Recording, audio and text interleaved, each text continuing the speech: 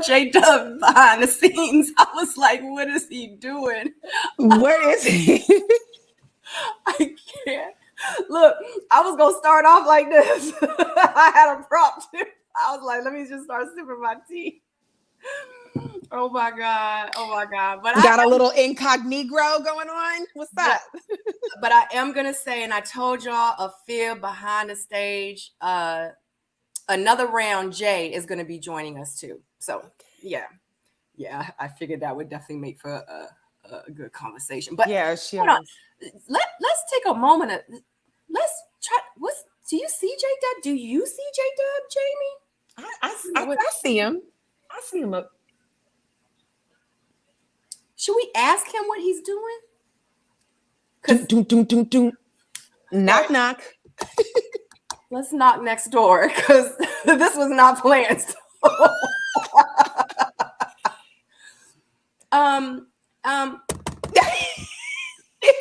Hey, it's J-Dub.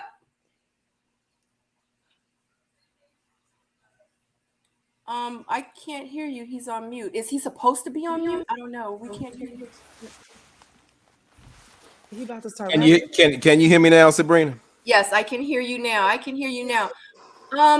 You looking like a flashback from the 70s. Cool Mo D, Run DMC, LL Cool J, Redhead King.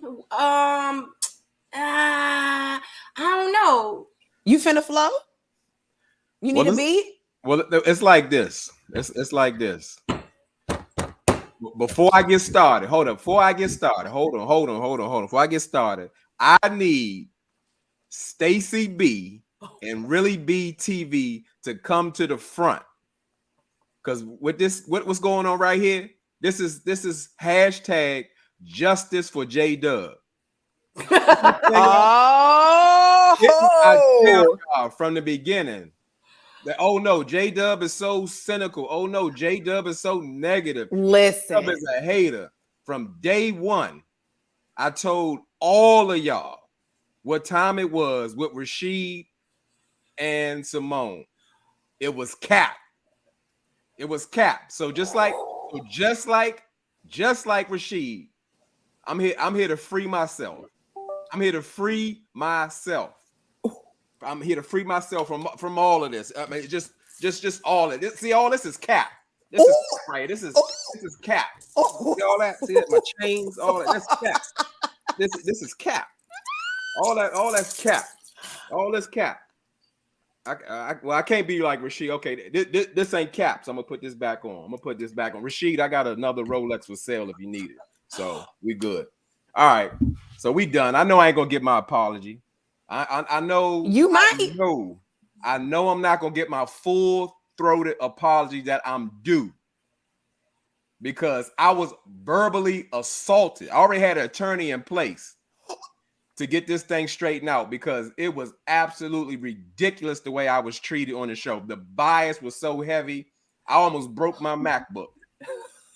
I'm like, nah, we not doing this. So like I said, like we here, we can share all of our opinions, how we feel, what we think. But if it gets too close to the heart, then maybe it's time to back up. But like I said what I said. That's the motto of my channel. Say what you say. A fraud from day one with no hate. I'm gonna let you do your show, Sabrina. I need to hear all of that, Jay. I was about to say, well, that's the end of the show, everyone. Thank you and good night. Drop Mike walks off stage. What an intro. Yeah. They played me out. They I want to know all of that because me. They gaslit me. They made me think like maybe I am too harsh. Maybe I am too critical. I was verbally assaulted by multi people on the panel. So again, justice for J-Dub. We not having this. I'm gonna say what I say. I'm gonna stand on what I said, and from now on, I'm not even gonna let nobody even sway me. I'm just gonna do me. So it sounds like everybody getting freed up in here. Hashtag justice for J-Dub. Yeah. Oh, this is Sabrina show, but Key Love, what did I called out? I called out that Symone and Rasheed the connection was unimpressive. It felt fraudulent. It felt performative. It felt a sense of, what are we talking? Riding coattails, for a moment, and that's what love is not about. Again, if people subscribe to the Ebony K. Williams school of love, then yeah, okay, it's about the money, about the flash, it's about the opulence, but it don't have nothing to do with sustaining a healthy relationship. It's about making YouTube channels. That part. Yeah. That part. I see a lot of that going on, and I ain't even watched their season, and I'm seeing what I was seeing just based off of how I function and flow. And I don't like to talk about people either, because people like to hop in the comments, even, on Sabrina's show, and talk about women and they bitter and single and this and that. No, like, people don't like real people. Y'all like to be frauded. Y'all like to be fooled. You like to be fake. Y'all like fool's gold so much. And I think it's really the responsibility of the collective to kind of take a look in the mirror, as well as Rasheed is doing, because we do too much of it. And for that reason, a lot of people remain fake. And this is why the fake can thrive, because y'all love it. You love it. You eat it for breakfast, lunch, and dinner, and sometimes snack. And we've gotten too comfortable with that. So sure, we living in the IG age. It's all about appearances. It's all about the look of everything. It's zero substance, and that's what's going on. So if Rasheed comes on with the custom suits with the ankles out and all of that, and they say, "Oh, this guy's fly. He's doing it. He has a Folex. He's got the diamond studs. He's doing his thing. He's a Kappa man. He's the ideal man." And again, this is no shot at Symone. I always said Symone was top tier. I thought Symone deserved better. As I said before in my live, I knew Rasheed from the beginning had the eyes for the young Thundercat, Adriana.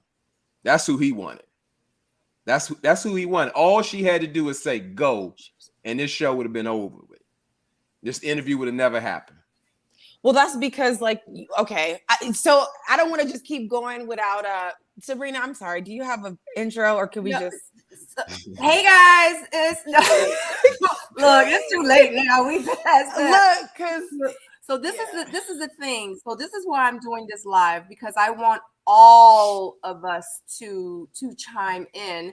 Like, I want to hear you guys' perspectives, because y'all are YouTubers too. You know what I mean? Like, this is what you do. You talk about reality TV. You talk, so especially Ready to Love. That's how I met y'all. You know what I'm saying? Mm-hmm. So, this discussion, I feel like it needs to be had. Like, it's a lot of YouTubers out here that's done videos on Rashid and Symone, and I'm just like, because I feel like I do provide, a safe space. I'm not gonna say it's all the time safe, because J-Dub just said he got attacked. I mean, so I do try to provide a little bit of a safe space for all of us to come together. So I absolutely want you guys to voice your opinion. I want you guys in the chat to say what you have to say, because in real life, the live that I did earlier, it wasn't about like the chat. It was about, me telling how I felt and telling my story. I told you guys last week, I was like, I should do a video. I did the video. Hence, Rashid and Symone happened. I said, I'm just going to put it together.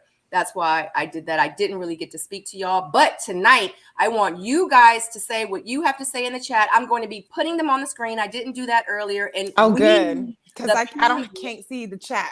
Yeah. So we, the panel, will talk, and we're all going to have this conversation, because everyone has their own opinions and everyone has their own views. And I think it would be great. Jay is here, guys, but she's driving. So she's not going to, she needs to focus. And I know you hear me, Jay. Yeah, I can hear you guys. Hello, everybody. Be safe, Jay, and we'll see you shortly, okay? Yes. All right, here we go. That was my intro. Let's go. Okay, so Jay does what you're saying. I do. When you're not okay, first of all, just I need to do one little mini disclaimer and preface. I appreciate that this man Rasheed got up and spilled his guts for an hour and a half. So I appreciated it. I found value in that. So I want to say it first before I say the rest of what I have to say, because what I want to be mindful of is not only do I think more men should do it, but I feel like people should It's not about feeling comfortable, but I don't want to knock somebody for being transparent and giving their moment of vulnerability in the time that they get it. We could all say it should have been all of these times, but it wasn't. It was Father's Day. And I have to commend it because I'm pretty sure not only was it not easy, but I'm hoping others are encouraged to do the same. So with that being said, exactly. How you're saying that he would have gone for the other girl like this, if she would have, and this and that. Yeah, because when you're not rooted in nothing, any and everything looks good. It's going to be who says yes, who's the hottest, who's the cute, what makes sense, how you going to look. To be honest, I really feel like too many guys on this show, that's what they're doing. It's almost like you want to come on here because you feel like you're ready for love. Just like Rasheed said, oh, I'm a lover of love. I love love. And I believe he loves love and wants all of that. And that's cool. But because you live fake and you show fake, you had to come on a show and you need to be validated still, which is fake, for how you love. And, ooh, you found a fiance, and ooh, you this and ooh, you that. And I'm tired of it. I'm not buying it. And sometimes when I talk like this, people get mad because it's like, oh, well, she's single and no, I can see. I got 2 eyes and I got another one right here. And it becomes very apparent in some of the actions that, a lot of it is fugazi. Like, y'all want the kudos from the TV show. You don't know the first thing, not only about loving someone else, but loving yourself. Okay. Well, I got to get back in there because Sabrina, can you bring Lynn Esquire's comment? Yes, yes, Lynn Esquire. Oh. Took the words right out of my mouth. Wow. In the words of Rasheed, I call cap. I give him 0 credit for coming out with his transparency and his documentary about his life, his 40-minute introduction into leading of why he lied to Symone, deceived her, just dragged her through the mud when you can see she's been there for him. So it's not, oh, he wanted to come clean. He wanted to get ahead of the story. He wanted to create the narrative. And this is Lynn Esquire. This is exactly how I feel. It's cap. Can I say this though? And it's gonna sound like a little bit of defense of him in that moment. It's his story. Why would I let y'all create my narrative? Because the first thing he was going to say is, once everybody realized that they're broken up, is, oh, he cheated, he did this and that. And financially, yes, he cheated. But it's not going to be the cheat that y'all going to create for him. Everybody else is going to create a story for him. So let him say his. Maybe one day Symone say hers. And then y'all find the truth somewhere in the middle of both of their stories. It's not y'all story. Not everybody in the audience story. So I'm not mad at him for saying his piece. Because sometimes you got to get these things off your chest. You have to be, in order to start loving yourself, you have to be freeing yourself to the world of who you want to be or who you created in your mind to be, and to be yourself. Yeah, I found the value in it. Not doing. Yeah, correct. That's the thing that a lot of people are not doing, is that we're going to keep the facade up. And I feel you, J-Dub. He would have chose Adriana because that would have helped him create the facade going forward, because he don't have to be real with her. Once you start making a friendship with somebody, you have to start to be real with them. And that's what him and Symone did in that meantime, while they were just starting the podcast and all that. They were creating a friendship, and he was halfway real. That's where he falls short. And that's what we should be talking about, is actually showing up as yourself when you're saying you want real love. And how y'all be trying to be with the people that's going to let you be your fake self and want to ride that off into the sunset. We're tired. I mean, well, do what you want, but it's like the real. Some people are going to make you show up. Some people are going to really make you show up and be who you really are. They run from that. You can't be scared of that. But you can't be scared of that either. You can't be scared of who you are. They scared, sis. They don't stay with those women. It's rare. And I think that's the bigger conversation of him coming out, is I saw about 200 dudes I'd have known myself who should probably be going through the same thing, because they're cap.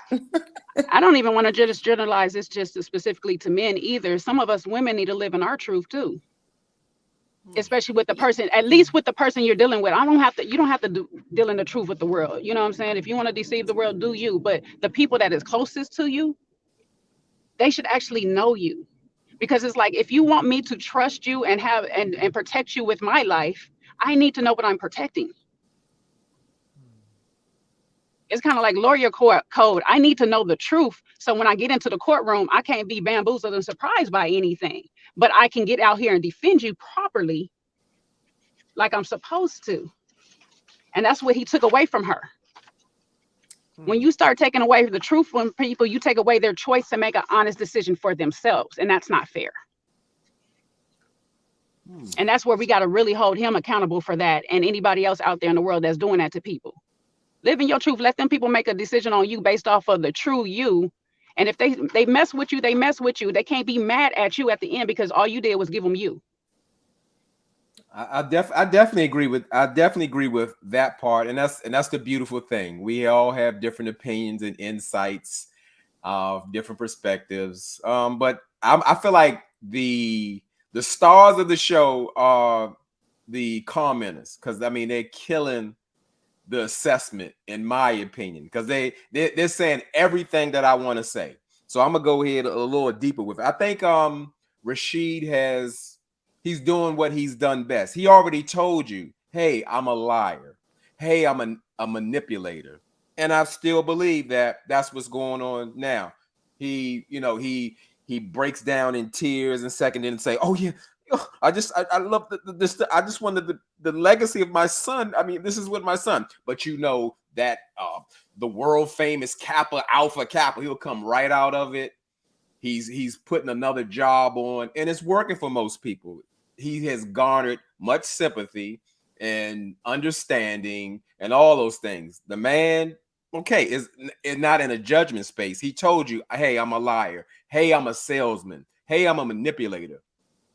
Told us right to our face, and it's still working. It's working. That's what I believe. It's working. I agree all with this you on that part. Performance. And, in generally, a lot of people are falling for it. That's the same way like how Derek Jackson still has a platform. Where's his video? Y'all still going for it. The man told you, I'm a liar, I'm a cheater, I do this. But y'all got to find a way to protect this man, protect the baby boy. That's fine. I get it. It's no judgment. I don't, have a judgment about him not being able to keep up with Symone, or him being financially irresponsible. None of that, even at the age of 45. Because again, that's like a life skill of how, of course, some people grow up, develop, and learn, but some people are still stuck there from following the patterns of their households as children. They've never seen what healthy financial literacy looks like, or communication. So some people are stunted. I get all of that. But like I said, the man is still working the room. The man is still selling all of y'all luxury cars, and some of y'all putting deposits down on them. I mean, I get exactly where you're coming from, because that did cross my mind, especially because he kept saying how much of a master manipulator and a seller he is. But because I don't know two of them from Adam, both of them, first of all, kudos to them. If Symone want to be with him, and if it works out and however she feels, cool. Like, I don't care about any of that. What I got from it was, I really wish that more men would put the effort towards these types of realizations about themselves. And yes, I agree with you, Jay. Do women need to show up real too? Yes. But can we just talk about men for a second? Because it was a man who made the video, and not always throw in, the other side for a second, because this happens so often that I feel like it could be a catalyst for some men to kind of look in the mirror a little bit. And I'm not saying it's all men. There's great men out there and all this and that. But I've never heard a man go from the beginning to the end and really tell where he's messing up at. Men are making podcasts. They're running through women. I would love to see more of this, because this is something we could work with. And he even shared it in the video. Like, well, he didn't say it like this, but we're pretty much willing to love your dirty draws. It's not that, but the perception that a lot of men feel like they need to have in society, whether it's because of what community says it needs to be and all this and that, they're playing on this odd, because of the polarity, oh, you can do this or you can't, you're a black man and it's this, or whatever polarity, and trying to play in the middle and find that space. They create this false sense of ego, and they run it till it can't run no more. And in the meantime, a lot of people get hurt, including themselves, including them kids. And it'd be really nice it's okay. Can we all just take a look in the mirror for a second? I don't think it would kill the men's. I don't, because I see this a lot, like in dating, in other friends and dating, and all interviews. I mean, I could go on and on. I can see it when I'm watching these shows. It's just, I really don't think it would hurt, you know, to be a launch to this type of thing. Yeah. Agree, Jamie. That would be refreshing. But that's when you are doing like some self-reflective work. Yeah. Not when you get caught, not when you're trying to cover up your tracks or get your narrative out there before Symone get out there. Because she's coming. Believe me, she's coming. So I don't speak on her or judge her in the situation. You know, there's some things and details that come up to say like, hey, it may lead to, of course, she knew a little bit more than is put out there. But this is on him. And like I said, he told us who he was. Why are we not believing him? Let's believe him. I'm cool with See, I don't know. You know what I mean? You know, I feel you though. Like you're right. It crossed my mind as well. You on mute, Sabrina. I was wondering why I was like, and then y'all kept, and I'm like, I was like, y'all couldn't hear me.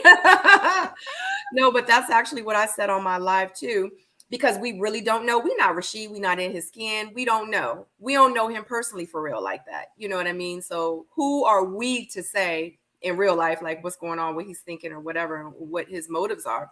I actually said on my live that either he did the 8 Mile like Eminem did, where he rapped and said everything so nobody could say nothing about him at the end because he put it all out there, or he's still playing this thing that he been doing, you know, and he wanted to beat, you know, Symone to the punch by doing an 8 Mile thing, you know what I mean? So, and if he really is a narcissist and if he really is a manipulator, then that's what he's still doing, you know? And now he just had to go to another level of, let me cry, let me, you know, put my watch on and my necklace on to take it off in front of the camera. I mean, we just don't know. I don't know. I'm just saying, guys, you know what I mean? Like, we really don't know, but it could have very well been where he hurt. He upset. He tired of being a manipulator, narcissist, whatever, a liar. He tired and he just don't want to do it no more. And he felt like in order for me to, what is that saying? Like, in order for you to like move forward, you have to put yourself, I can't remember what it is, but maybe in his heart, he like, this is what I need to do. Maybe his spirit or something was saying, you can't get right until you do this. So his spirit said, I need to go live and this is what I need to do. We don't know. You know what I mean? At the end of the day, though, y'all can go back and watch that video. Okay, I'm there. Go ahead. You know, we're all speculating here or giving our perspective. Let me say that. But where I get is that it was some type of plea to become transparent, to, I guess, tug at Symone's heartstrings. Of course, he wants her back because like I said, he was unfaithful. He was financially unfaithful again and again and again and again, even through his history. So again, I have to say that, especially with Another Round, when she says, yeah, in real life, if Rasheed was honest, there is a woman. There's plenty of women that would take him on, him and his $300,000 worth of student loan debt and credit cards and car in his mama name, house in his mama name. Guess what? There's some women out there for him. So yes, be yourself. You don't got a lot to kick it in real life. Yeah, I know you want Symone. I got that. Because again, I said from the beginning, Symone is top tier. She's up there. I felt like more men should have been after her, but she was choice B or C on the show. Rasheed wanted that young 31-year-old Thundercat. Period, point blank. I'm gonna let somebody else talk. Yeah, but see, with even you saying that, it just makes me feel some kind of way, because I feel like, you know, again, whether it just is the chatter on the internet and all this and that, a lot, you know, it kind of seems to be the thing that, oh, there's no good women and women are this and women are that. But then the good women who are the Symones, we sit back and watch dudes capping, chase the 31 and the this and that so they can look this and da-da-da, and it's tired. And so what I was seeing in his display to me went beyond the actual show and whatever he's doing with this girl, and it just kind of speaks to what's going on a macro level as well as his micro situation. Do y'all feel like that he's a narcissist? By definition, he gave on the show, on the thing. No. I would say so. Yeah. No. By the definition he gave. Yeah, I don't really get into the diagnosis. I get into what I see and what he's talking about and his pattern. So he says, he told us, hey, I'm a liar. Hey, I'm a scammer, salesman, all of that, manipulator. This is who I am. And people said, no, he's not. He's just confused. He just got the wrong lunchbox when he was in elementary school. It's not like that. He can come up. He's just freeing himself. As he said, he's freeing himself. Symone didn't make him, live the cap life and wear the fake Folex and the chains and buy a Porsche and he couldn't put gas in it. Symone didn't do that. That was him. They like, oh, he's trying to keep up with Symone. No, he trying to live that lifestyle that the internet has created, this IG world, that everything is fake, that everything has to be up on this level. So you don't have a Benz, a Porsche, a BMW, you living down here, you living below your worth and all that kind of stuff. That's a fake life. That's fake, but people are buying it. Same way with the BBLs and all that. You can't have your natural beauty. Your face isn't good enough. Your butt isn't good enough. None of that. You have to look a certain way. You have to have certain status pieces. It's absolutely ridiculous. Well, it's just a play up on how we attract the other opposite sex or whatnot. Men tend to lead with their finances, wallet, material things, and women lead with their beauty and body. So it's fitting for the times. But right, you got to keep it real. You do have to keep it real. I'm not going to get my butt done because that attracts guys. Because you know what? It's going to attract a fake dude that likes fake butts. And I want a real dude. So I show up real. If you don't like my butt, then it is what it is. But we have to have enough to say that. There's an insecurity that comes with both of those things, though. There's the thing where I'm not comfortable with myself, and he's been saying it through the whole video. Correct. Is he has never been comfortable with himself because everybody has been telling him what type of person he is, who he is, and that. And so he created a person that he just couldn't live up to, unfortunately. That was acceptable and celebrated by everybody. And that's what I'm saying. The macro issue is it's that. How do we get here? And why are, Well, he told us how we got here. It started in elementary school and it was a sunny day. He was at the playground. It was 82 degrees outside. He had a blue shirt on, white and yellow Nikes. And, that's where he took it. It was like a word salad. It was filled with a lot of useless details. Let's get to it. Yes, everything has an origin, but the people didn't need that. I'm speaking for the people. The people did not need that documentary. I promise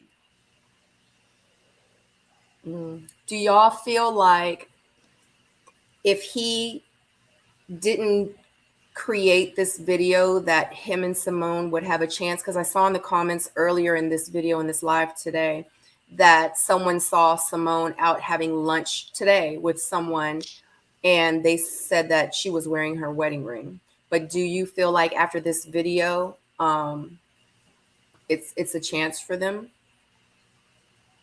Well, nobody said anything. I'm gonna hop in there. There's always. You didn't give nobody a chance, Jada.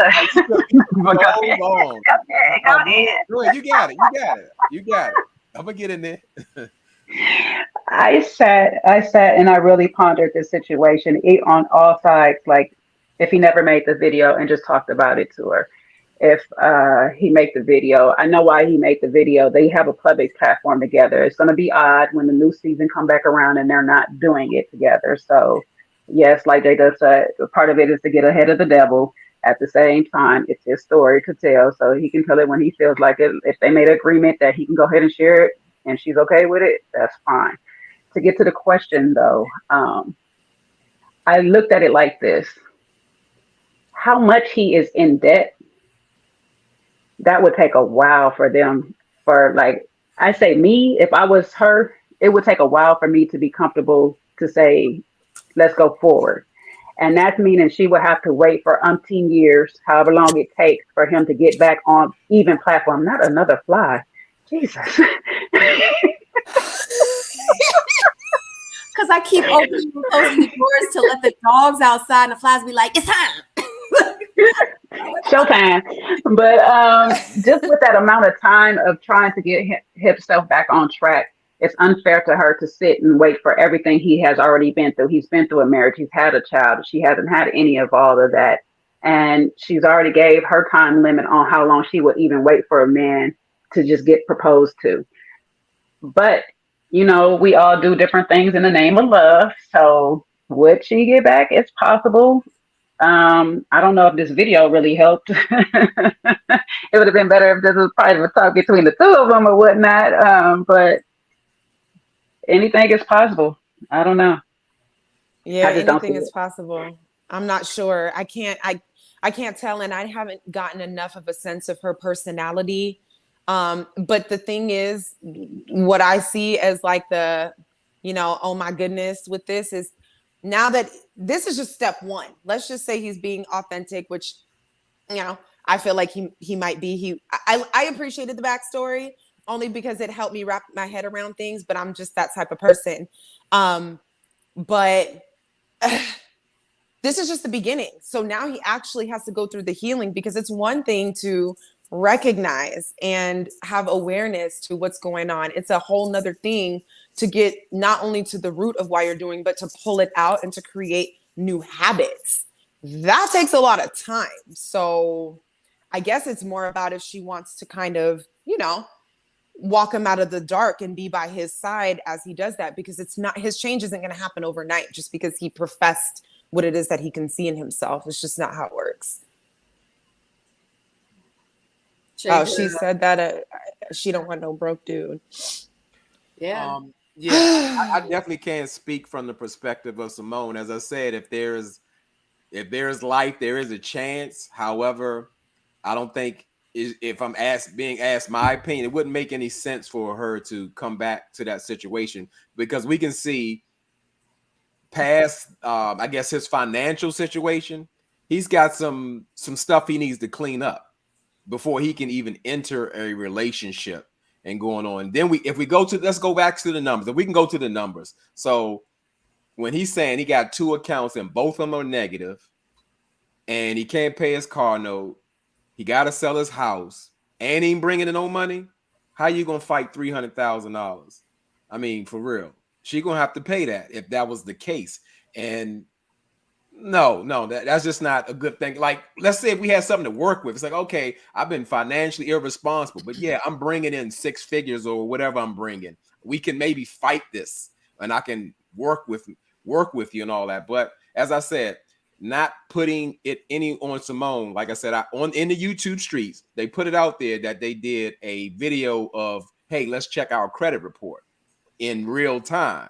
And she saw some things that were alarming to her and to other people as well. And this is the difference. Maybe if somebody else did that with their significant other, Symone, this is her profession. So I know I can speak for in this sense. What she saw, it couldn't have made her feel like, hey, to move forward, this would be a good decision to do. So I'm sure she was frightened for a person who is who's an expert in that area. So him making that video, I don't think it helped. Again, to me, my opinion, again, was very performative. It was very, let me shift the narrative. Let me get my stuff out there before she does and all of that. There's other ways to try to win your woman back or to show that you're sincere. He had to free himself. He had to do a performance. And as I said, he told y'all already. I knew all from the beginning he was a fraud. That's what I wanted to ask you about. What was it that you saw or that makes you say that? Because, I trust a man's opinion of a man. So I want to know what you got. Well, I have, I like to get into, it makes me feel younger when I say the little things that are in flow or in style. One of my superpowers is to be able to read energy. I don't even have to be in your presence. I can read, I can feel, I can almost see through people.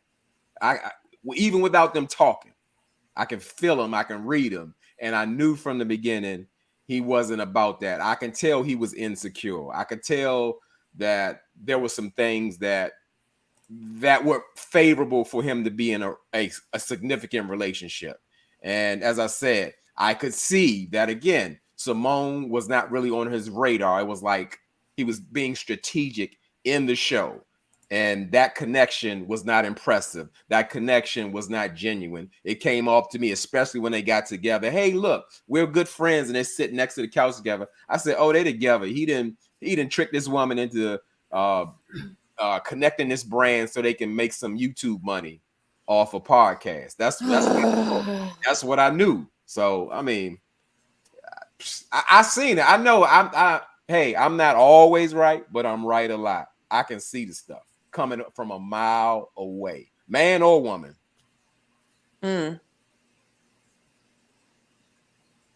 Anybody else want to get in there? I'm listening and going through all these comments. I do see a lot of people talking about fake this and fake that, but again, I keep bringing it back to, I feel like this is what we have created as society, and it's worth the conversation, because it's like, yeah, there are a lot of women walking around fake this, fake that, but did we not create that in society? And do we not put that out there, like, oh, this is what men like, and this is why I coach, especially with women, because it is so important for us to be happy with who we are. I learned that at an early age because I was taller than all the guys. I wore glasses. I had braids like Brandy, and I was flat chested. It wasn't like, there was always this girl's hair. This girl has this. They got money. We could go on for days. But when can we just, despite of what society is talking about and these things that are pushed on us that men need to do and women need to be and all this, can we just be happy with the fullness of ourselves? Because it's not going to work any other way. People with BBLs is getting them taken out, boobs too. Men is talking about they broke. There's people with other issues. It's just a very, very, very unsustainable. It's an unsustainable business model. So when are we going to collectively opt out? From chasing it, from being a part of it, from gassing it, from eating it, from funding it? Because some of the realest people that I see, y'all would rather watch fake people argue about nothing, and they're getting all the dough, and you're missing the meat and the root of what's good because you'd rather eat the junk food. So when are we just going to unsubscribe? When are we going to get tired? All of us. When it's the new fad, when it's no longer the fad, that's when it's no longer in right now, 10. But the fad is the money. If it's not a fad, who's getting paid? This is a money grab. It's a fad. Showing people living in a facade, faking on the funk on the Instagram, all of that that's what's in right now. That famous line in Hollywood, fake it till you make it. Everybody thinks they're Hollywood right now. Everybody thinks they live in Hollywood. Everybody thinks that, if I present this long enough, if I put it in the world, the secret thing came out, and so they told you to put it in the atmosphere, and that's how it works. No, it don't work that way. You have to put in the work, and you have to have, and if it's a money thing, you really have to have financial awareness, which I think he needs to have some classes on, because obviously that's a big problem, because his spending habit is like gambling at this point. He's been gambling everything. He told y'all he gambled this relationship. Both weddings, he done pushed it back or whatever. He gambled the proposal. I think he was hoping that, Ready to Love or somebody over there will pick up the thing on them getting married and follow, and then make some money there. Mm-hmm. He's taking these big chances with the finances. And we know that most divorces in the US are because of finances. So that's a very wrong road to go down. You already went down it once, and you didn't learn from your mistake the first time. So when you were being honest, and I'm just going to say this really to everybody, but it's mostly to Rasheed, when you were being honest in those moments with Symone as y'all was building your friendship, you should have just been totally honest and let her decide if this is what she wants to continue to do or not. Agreed. That's where you fell short, and that's where I'm going to find it hard for you to have a comeback. Because when you take people's options away knowingly like that, it makes it really hard for them to look at you in real faith going forward and say, I can trust you. Like if you tell me you're a smoker and all this stuff and you live over off this side of the road or whatever, and I still say yes to you, then that's on me. But if you present me with a big house and you got all of these things and I come to find out you married with 5 kids and all this stuff, that's not on me. Because you took away my choice. And so that's where I'm just going to stick with this whole thing is what the conversation we really need to have is stop taking away people's choices because you're scared to lose them or you're scared to be judged or you're scared of whatever you're scared of. Be scared of being fake. Be scared of being found out. Be scared of not being yourself. You know what I'm saying?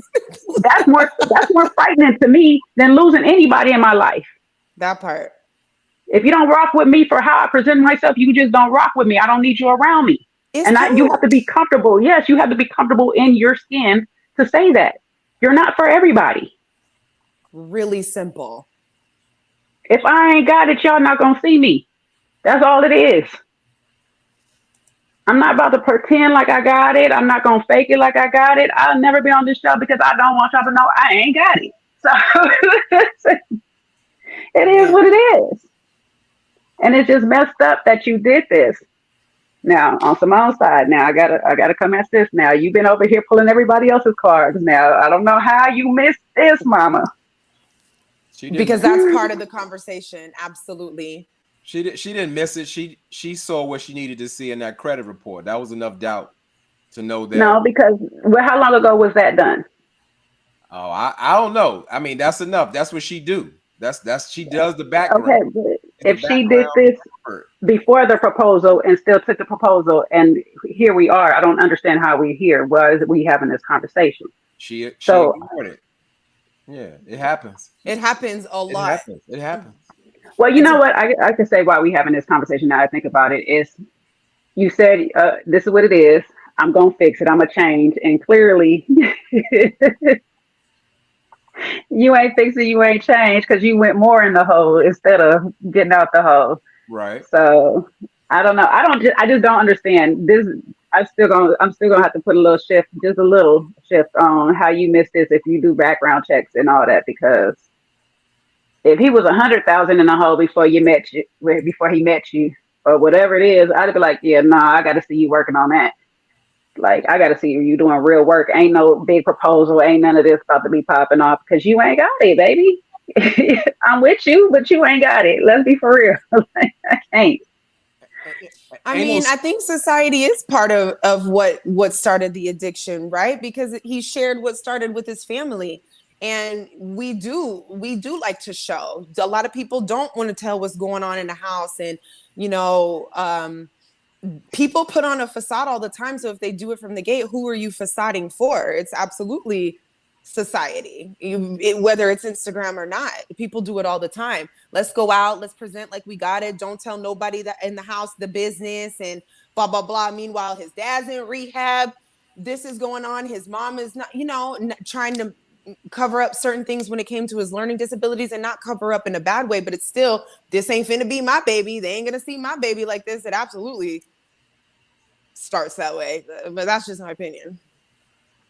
Sure. I mean, at this point, I wouldn't, let's say, we call it hold Symone's feet to the fire. It's easy to see. You don't have to speculate. She ignored it because he's 45 years old. There's no new student loans popping up. They were there. They're always going to be there. And if he chooses when or not to pay them, it's never going away. So she saw it.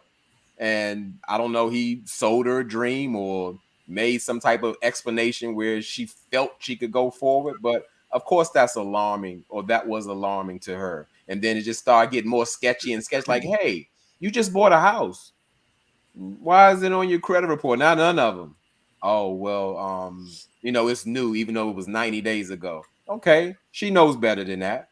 So again, what person, I'm not going to say woman, what person hasn't ignored some type of red flag going forward? It happens all the time. I can say pretty much everybody has done it. Nobody's perfect. Yeah. Some people past people's flaws or shortcomings and try to move forward. But sometimes it's a mistake, or it's going to be a very expensive lesson later down the line. Mm-hmm. Man, y'all need to go watch my video from earlier. So let me ask y'all something. Do you feel, because we haven't heard from her, and I said earlier in my video that it is 3 sides to a story. We've only heard from Rasheed. Do you guys feel like that the relationship should be and needs to just be over, like because of what he's done to her? Do y'all feel like it should just be completely done with them, or do y'all feel like that they could work it out, or should work it out, or try to work it out? What are your thoughts? Well, I would definitely say that would be totally up to them, or at this point, Symone. And you know, what she decides is what she decides for her life. The same way people who choose to smoke and drink and gamble and do whatever. It's your life to live. You can do what you want, but is it, I guess, on paper, a sound decision? Probably not. The man already told you, hey, through and through, I'm a liar. I'm a manipulator. I can sell you anything. And I'm over my eyeballs in student loan at the age of 45. Nah, that doesn't sound very sexy or sound something like you can really connect to. So again, it's her decision, but hey, does it sound good? Probably not, because normally there's some things or expectations or some goals that need to be reached when some people get married. And her being financially fit, that would probably be a nightmare. She would probably normally run away and be scared, or tell somebody else to, girl, you better get out of there. Don't do it. She would probably tell somebody else that. So again, but it's up to her. And he's a liar. Let's put it on top of that. And he told you he's a liar. I'm a liar through and through. When somebody tell you that, don't try to wish that away. Don't try to, oh yeah, you know, oh my goodness, I know you had it hard with being in special ed. No, he said, I'm a liar. I'm a manipulator. I'm a salesman. Don't try to spin it. He told you. All right, somebody else can get it. Yeah. Go ahead, Go Jay. ahead. We like, go ahead. Jay.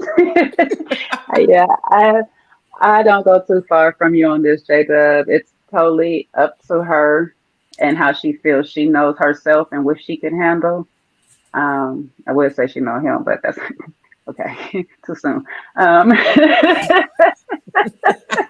But you know, she knows him well enough to know his character, I think, at least. You know what I'm saying? So to know if he is being truthful, honest in this moment or not.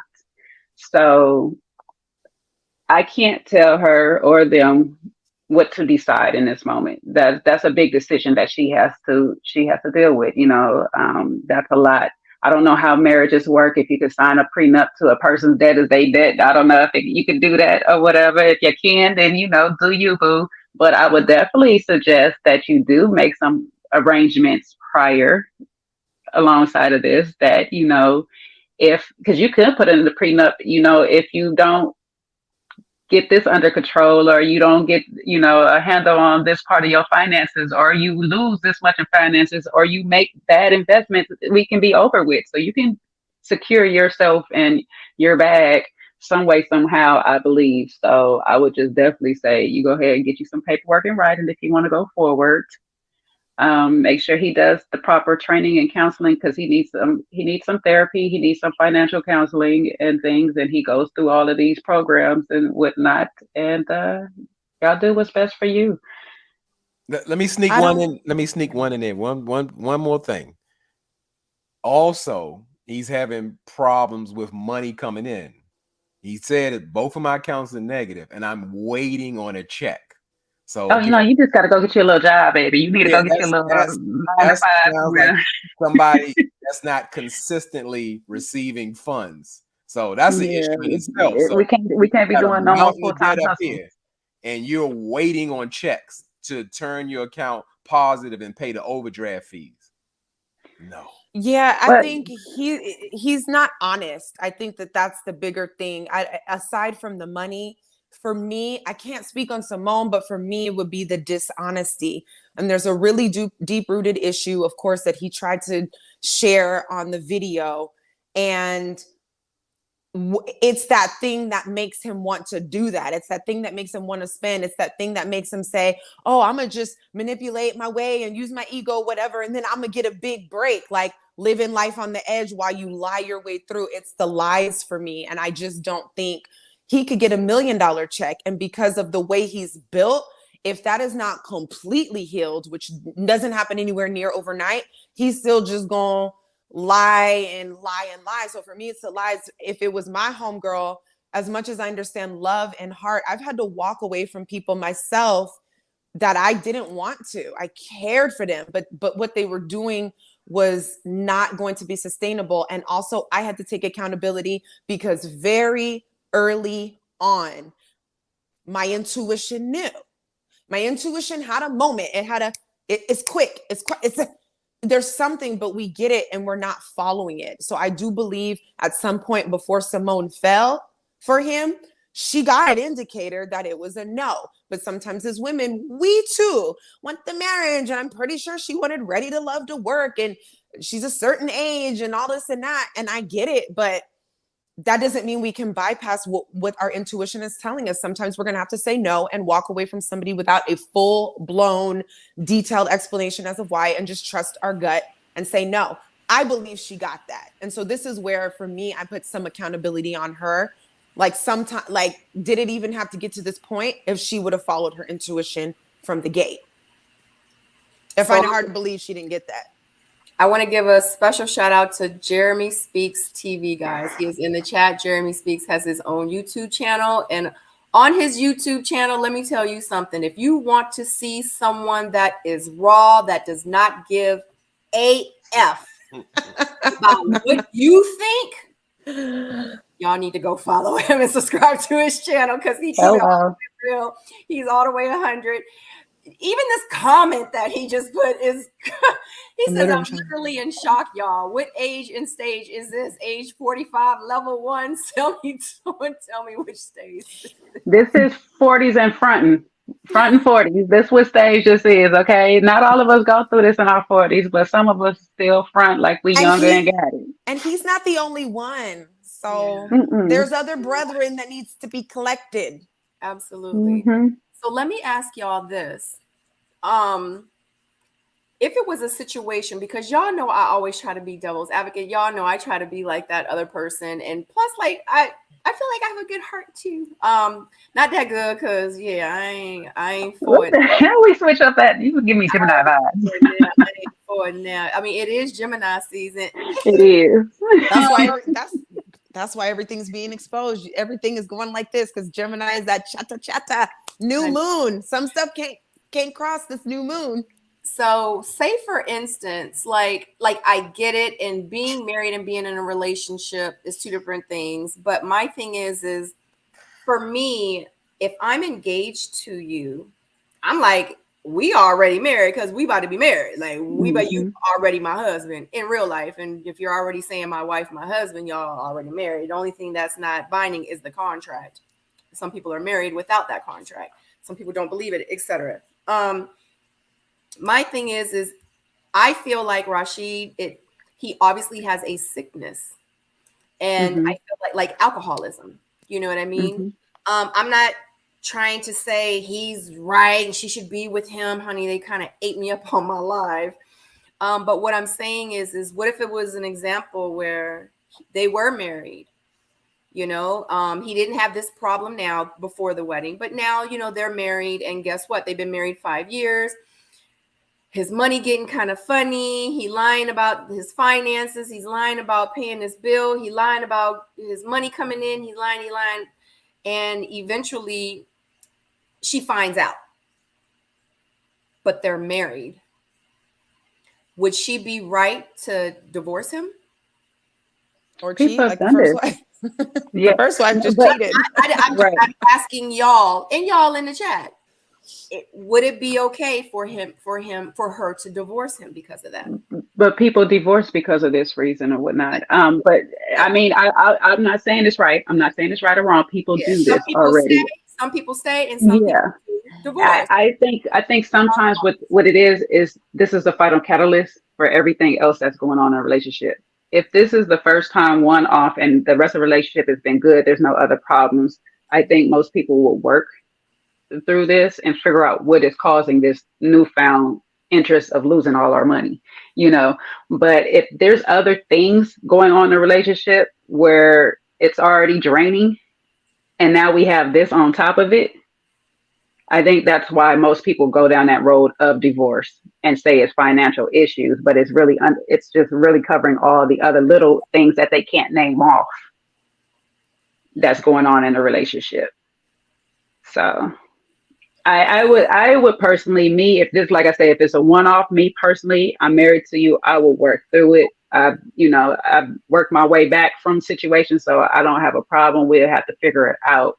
But if there's other issues that are, this is just masking, then it might be best to just walk away. So Sabrina, in your original question, you said he wasn't honest about his financial situation and then he got married and then it was revealed, right? No, it wasn't an issue before they got married. Like there was no situation, but now they're married 5 years later. His finances get screwed up. He lies to cover this up. He lies because he doesn't want to upset his wife. But is it okay for her to divorce him or to leave him now because of it? I just want to know y'all's. I mean, I don't know if it's like, is it okay, right? Because it's subjective. Like Jay said, there's so many like nuances and bits and pieces. If it was a situation where they were married and this wasn't a pre-situation, like if he came in and he had $100,000 or $200,000 worth of debt and he lied, and then 5 years later I find out, like that's a problem. But if something is happening, I don't know. It's really hard to say because lying is really hard to deal with because it does speak to too many things. It just doesn't feel safe. And he talked about that even in the video, like the level of uncertainty. There's a level of safety that I need, and I don't want to be in a house with a liar. That's very hard for me. So I don't know. I really don't know how to answer that question because I've also been known to stick around for more stupidity than I should have. But I'm also in a space where I don't want to do that, nor do I feel like I have to. So I don't know. I don't know if I can answer the question with just what's given. I agree with you. I need the nuances. What'd you say? I agree with you on the lies part though, because like once I realize you've been lying about stuff, I have to question every single thing you ever told me. So, J-Dub, what about you? I still go back to that it's a decision for Symone because he's presented himself and saying he wants her back. And obviously she's very unhappy with the situation. But as I said, when you look at the details, it gets scarier and scarier. I'm sitting here thinking about like he's the car guard, but he ain't selling no cars. And at this point, let's get real here. Let's get real. Let's go here. Sometimes you just can't take J-Dub nowhere. I swear, you just can't take him nowhere. I'm going to go somewhere. So we clear. I don't speak for a woman, but I would say at the age of 45 years old, in real life, unless you got a ton of money, you better have a pension somewhere pumping, like something you can depend on.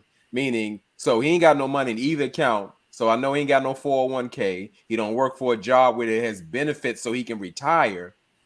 He got $250,000 worth of student loans that he'd had 20 years ago. So to me, he has no intentions on paying them for real. So like, how do we come up off that? And so obviously he's not trying to work or do something else or maneuver. He shouldn't have time to do no interviews. He should be grinding, working 24 hours a day to get this thing straight, because that's what a man would do. He would do everything he could to try to correct the situation if he made a mistake or if he's trying to make change. He want to sit here and cry and then look up and start talking about how gracious his grandfather was and all that stuff. No, it's on paper, it's a disaster. Still her decision, but it's an absolute disaster. he is a middle-aged man. It's not an age shaming because we don't live to, most of us don't live to be 100 years old. It's time to get cracking. I'm not saying he has to be in a certain place. It's time to get cracking. But the fact of the matter is he's in so much trouble. Like I said, okay, in this country, plenty of people some people have an overwhelming amount of debt. But then let's compound that you don't have a steady salary coming in. You don't have any type of retirement benefits. You don't have no money. What do you have? It ain't time to get married. He need a Yana Van Zandt. It's time to fix his life.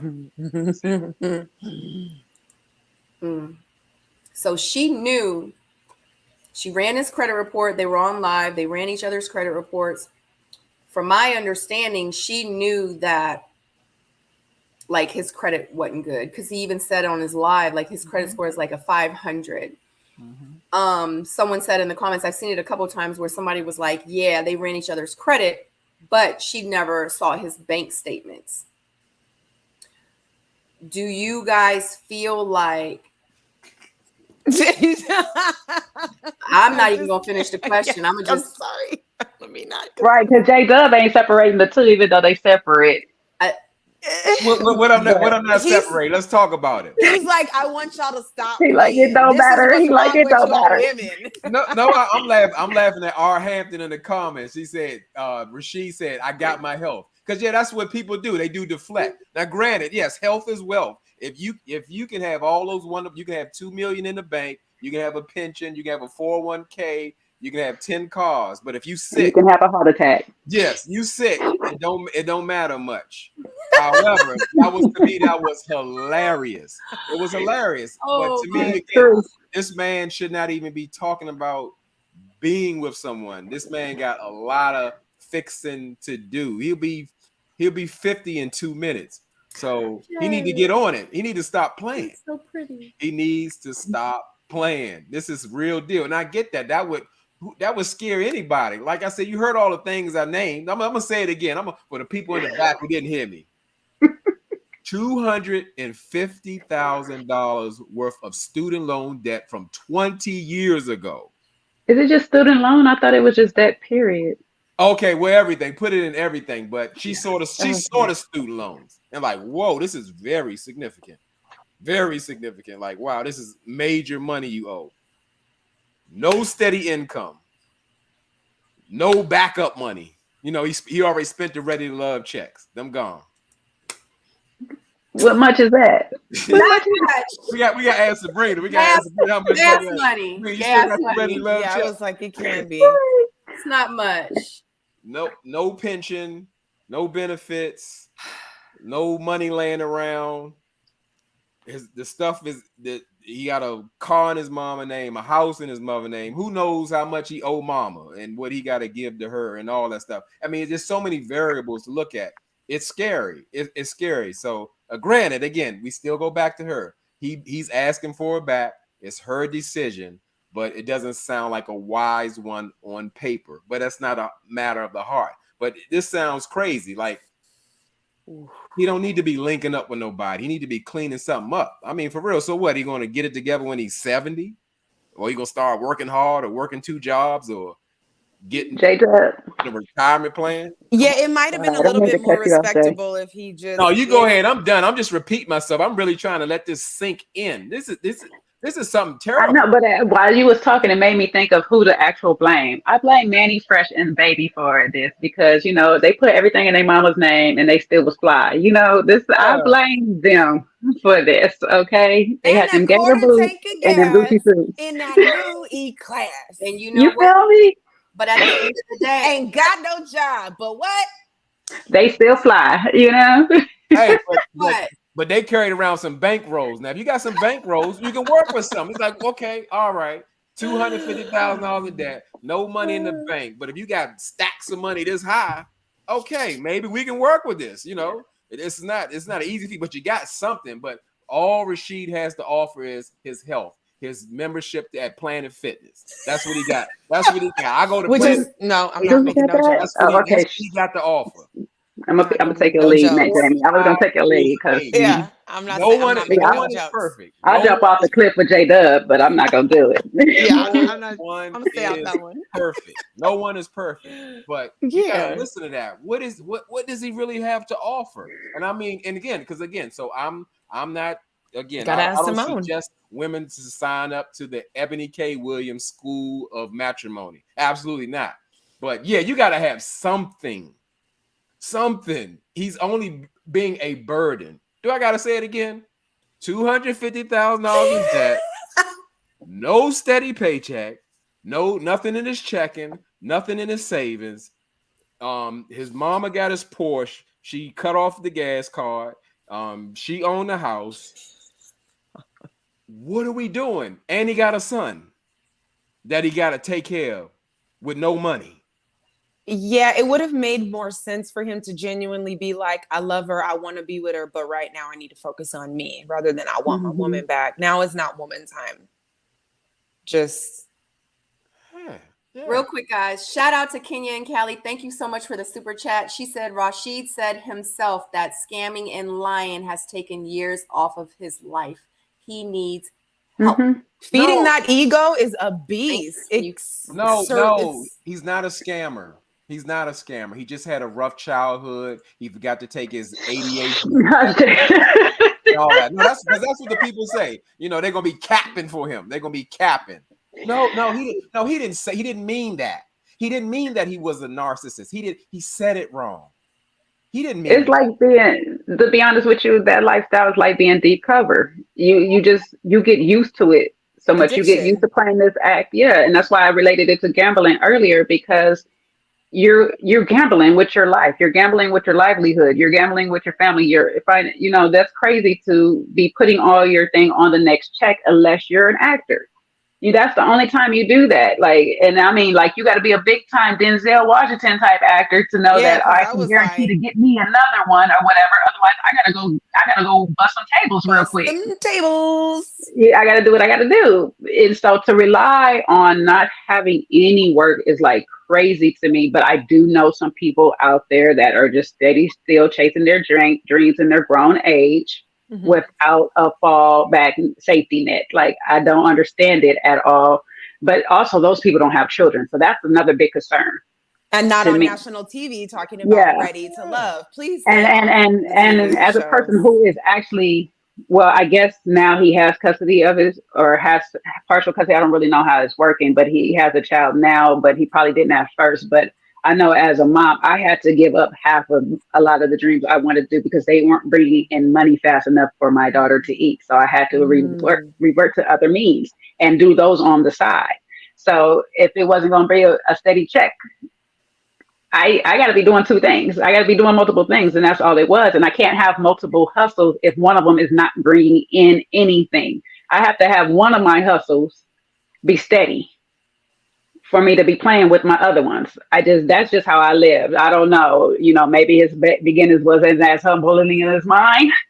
And so, he lived a little bit well off than I did, but I like eating. I like food and I like eating good too. So, kicking it, traveling, all that.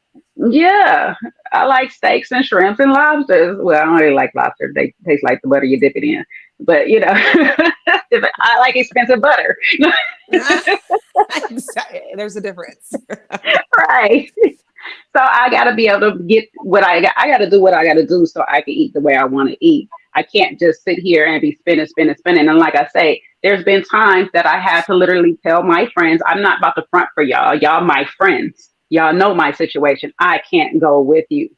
I can't do what you're doing right now because I don't have it, even in my big grown age. If I don't have it, I'm not going to pretend for nobody else that I do. Pretending for other people. That's what it is. Pleasing other people. He said that many times too about that pleasing other people thing. It's an addiction, people. But when you're living by the ego, that's what's feeding it. It was literally driving and feeding him because he didn't feel like he was enough. And I understand it, but it just doesn't work. It's never going to work. Yeah, living by the ego is a hard thing to do. That's like the worst thing you can ever do. Yeah, because it's so small. That ego have you doing some crazy things that you never expect yourself to be doing or need to be doing in life. So if you can kill that ego off early, please do.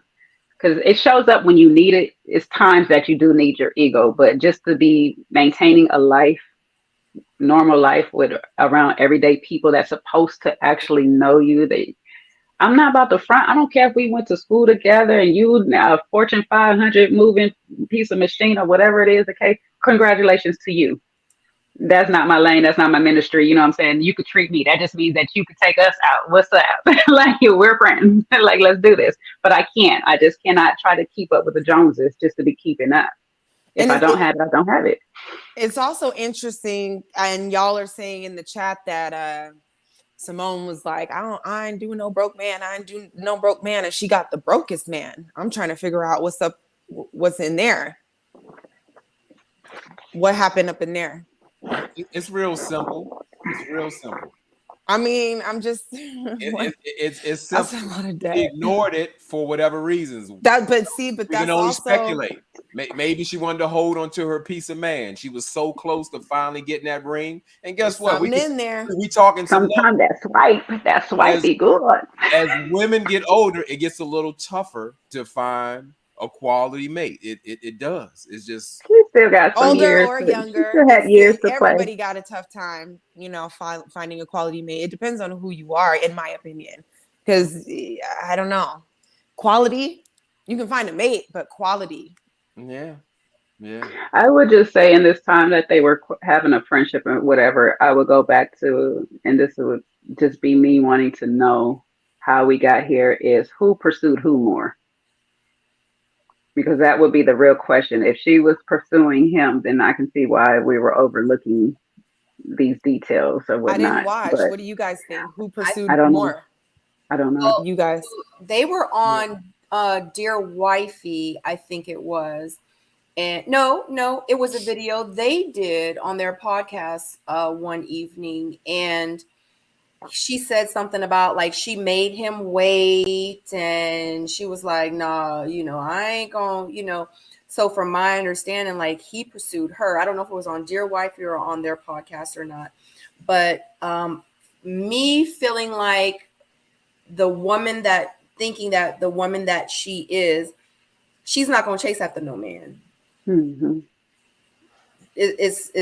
I just don't see that for her. I feel like he absolutely pursued her, but he pursued her in a way that caught her eye. Is it just hurt me? Or we lost her? Okay. It was just me. Sorry. No, I think I'm here. I think I had lost you guys for a second. Okay, sorry. Okay. Yeah, but that's manipulative. You're saying he pursued her in a way she wanted. He listened. One of my childhood friends' mothers told me never tell a guy exactly what you want, because he's just gonna do all of those things to the T. And absolutely. Mm-hmm. Absolutely. Agree with that. Yep, I have to agree with that, because men, especially manipulative men, run. Yes. Mm-hmm. We say, "Oh, you want a gentleman?" Then he's going to turn into a gentleman. Absolutely. Oh, you want flowers? And he'll bring flowers instead of letting him bring the gifts and flowers or treat you the way that he is showing his love. So that is absolutely true, because again, that's a part of the representative and trying to win you over, and that won't last. It won't sustain. It's just temporary. So now I got you. All that stuff fall out. Yeah. Then I just me personally, if going just down that road, I don't see why he would expect her. I would just have to say change behavior. Best behavior of apology is change behavior. So I just don't understand how you would expect this video for her to come back. You're gonna have to put in a lot of work, because this video is not even the start of it. But he needs to do he needs to do the work for himself first. Yeah. Or else it won't be real. Get Symone back, doing the work to get Symone, that's not gonna work. I know I don't just see it coming back, because I'm saying this work is going to be some time. Like she don't have the time. Like how she speaks in her time frame of what she wants to be married and all this stuff like that. That's true. He just does not have the time to put in, because all this time that they were going through the courting, the relationship, the friendship, all of this part right now, the work should have been put in already. The work should have been, I got me a good woman right here. I want to keep her. Let me make sure I get my finances together before we even got here.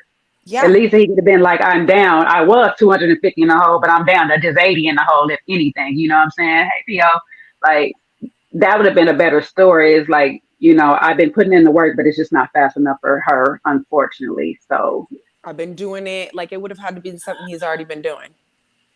Sure. not his excuses in his Jeremy, mama's name. Hampton Our is killing Hampton it. is all one.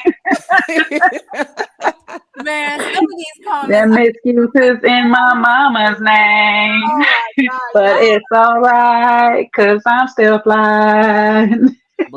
But yeah, those are great points, especially what Jay was making. We already know Symone had some idea or knew the deal. He could say, hey, you know what? I haven't had success in straightening up my finances. This is your area.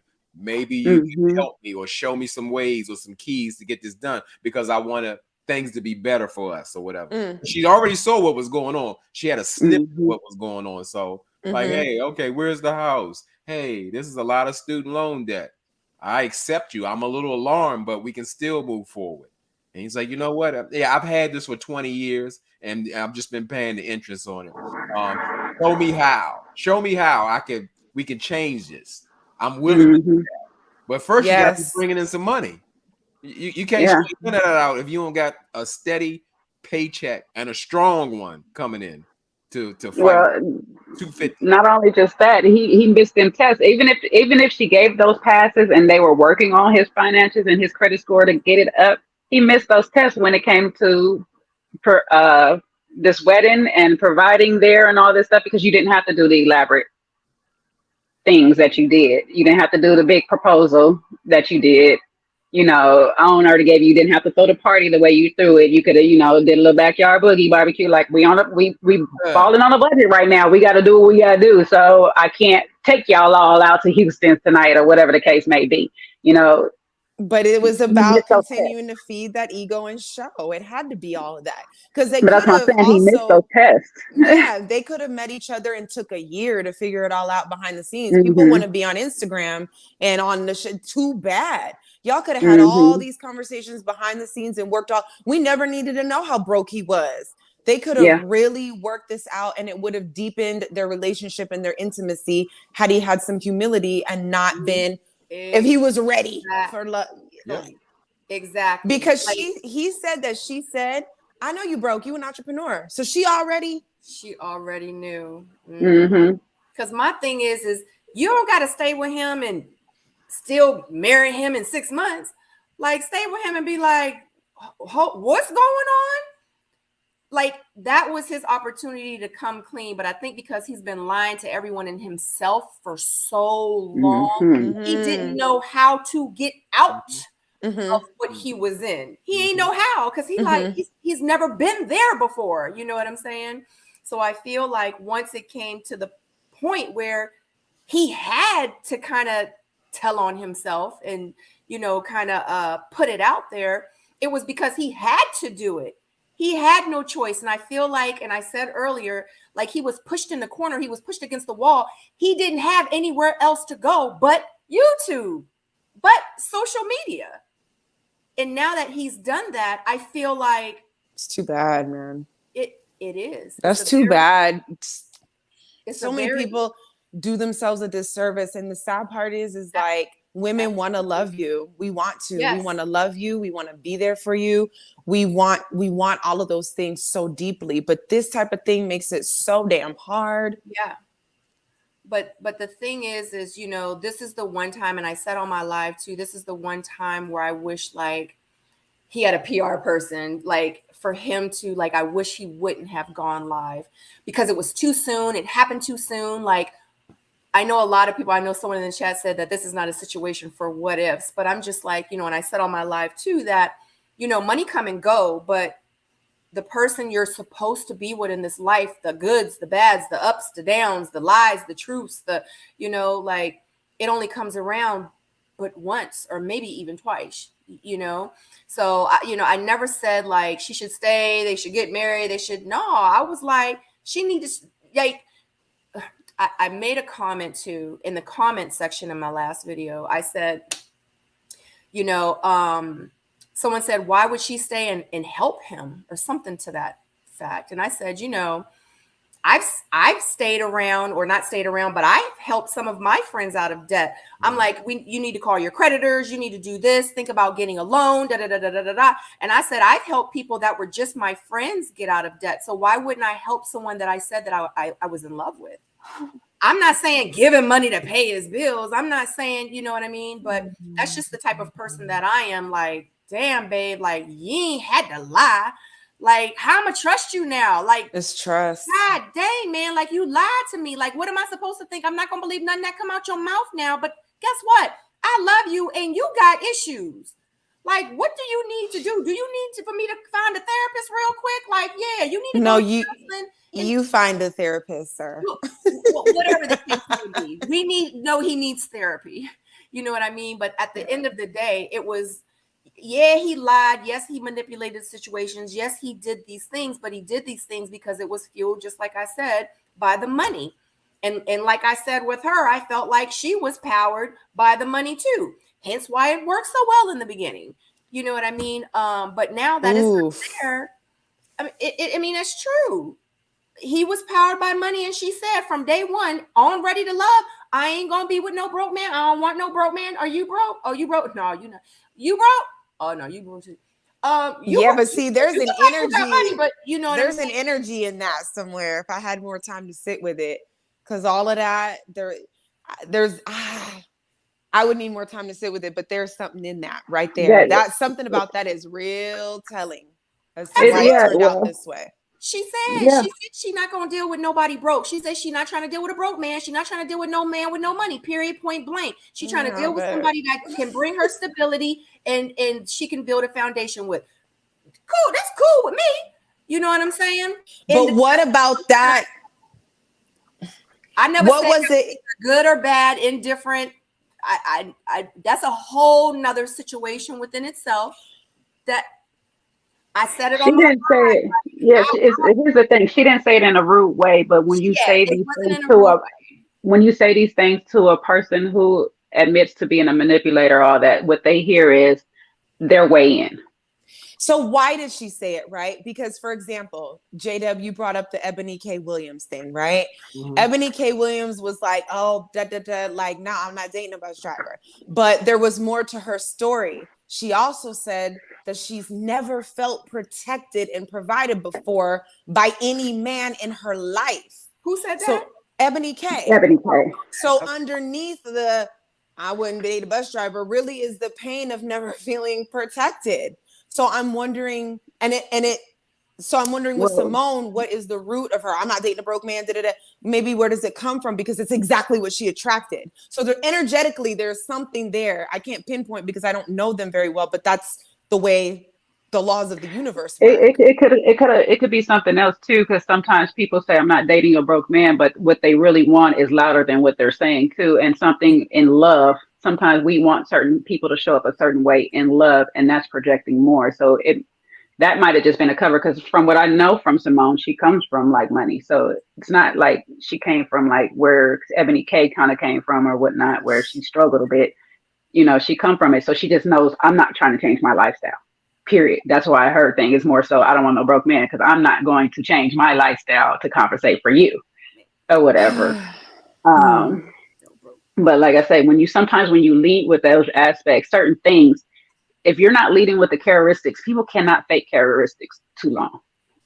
Right. They can't. And so if you don't lead with those things out of a person, money, I can fake and pretend that I got money.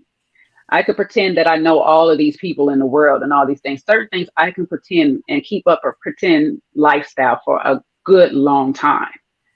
But if I sit there and say that I'm a humble, meek type person, like I can only say that for so long before I start showing my ass, excuse my French, and being a hole to everybody. You know what I'm saying? Like, if I'm saying these things, if you want certain things out of people, you might want to lead with the things of them that can't change so easily.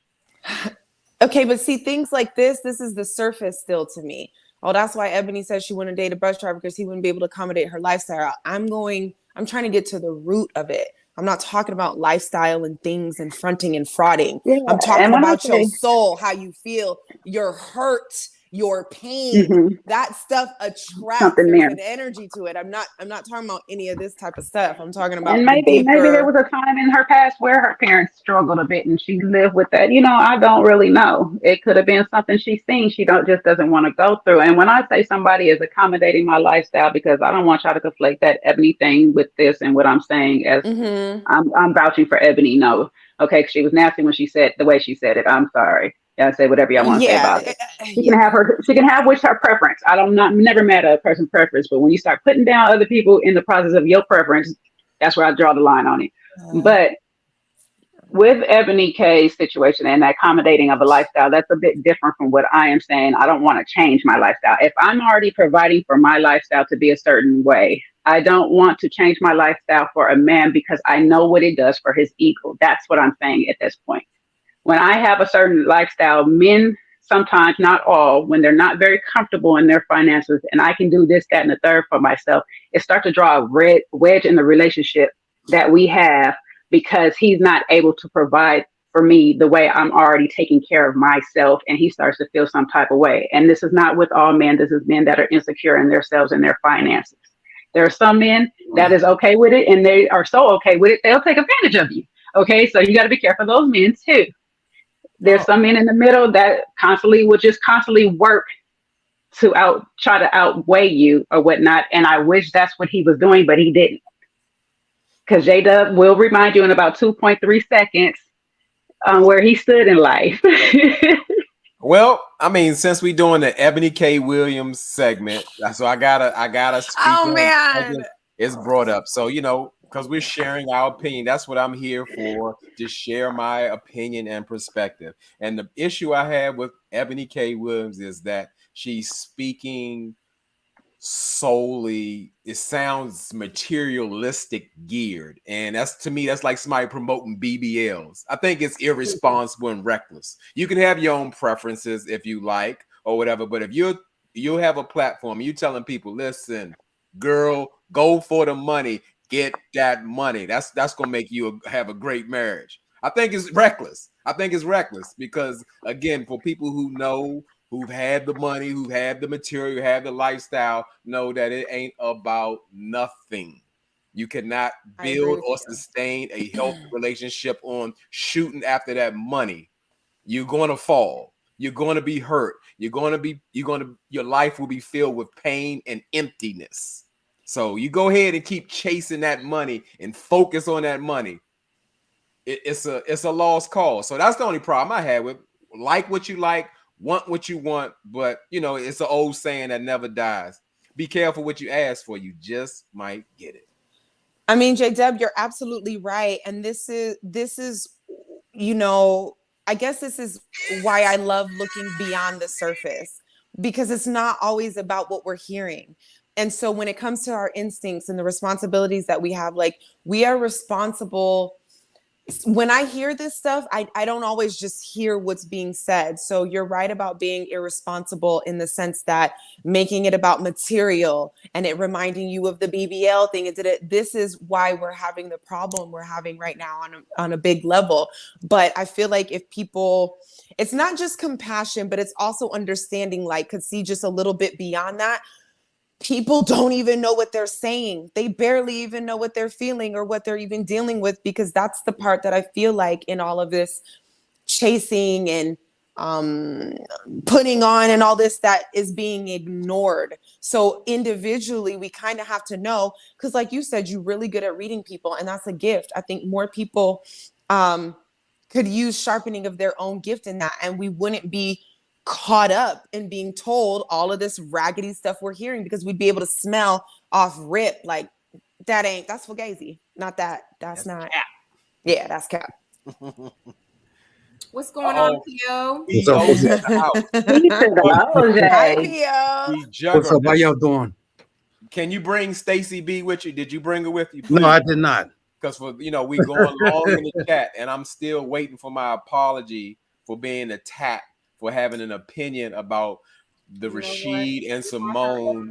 You want her on? Yeah, bring her up. Yeah, you know what though? I will say this, and like, I met in the flesh. I actually met Rashid and Symone during his proposal and all of that stuff. And realistically, I thought that these two people had the most genuine love and respect for each other. I thought that, I was like rooting for them big time. I thought they were there. Like I saw their genuine connectivity right before my eyes, regardless of what J Dub says, right? But so hearing this news, hearing this news was a real shocker.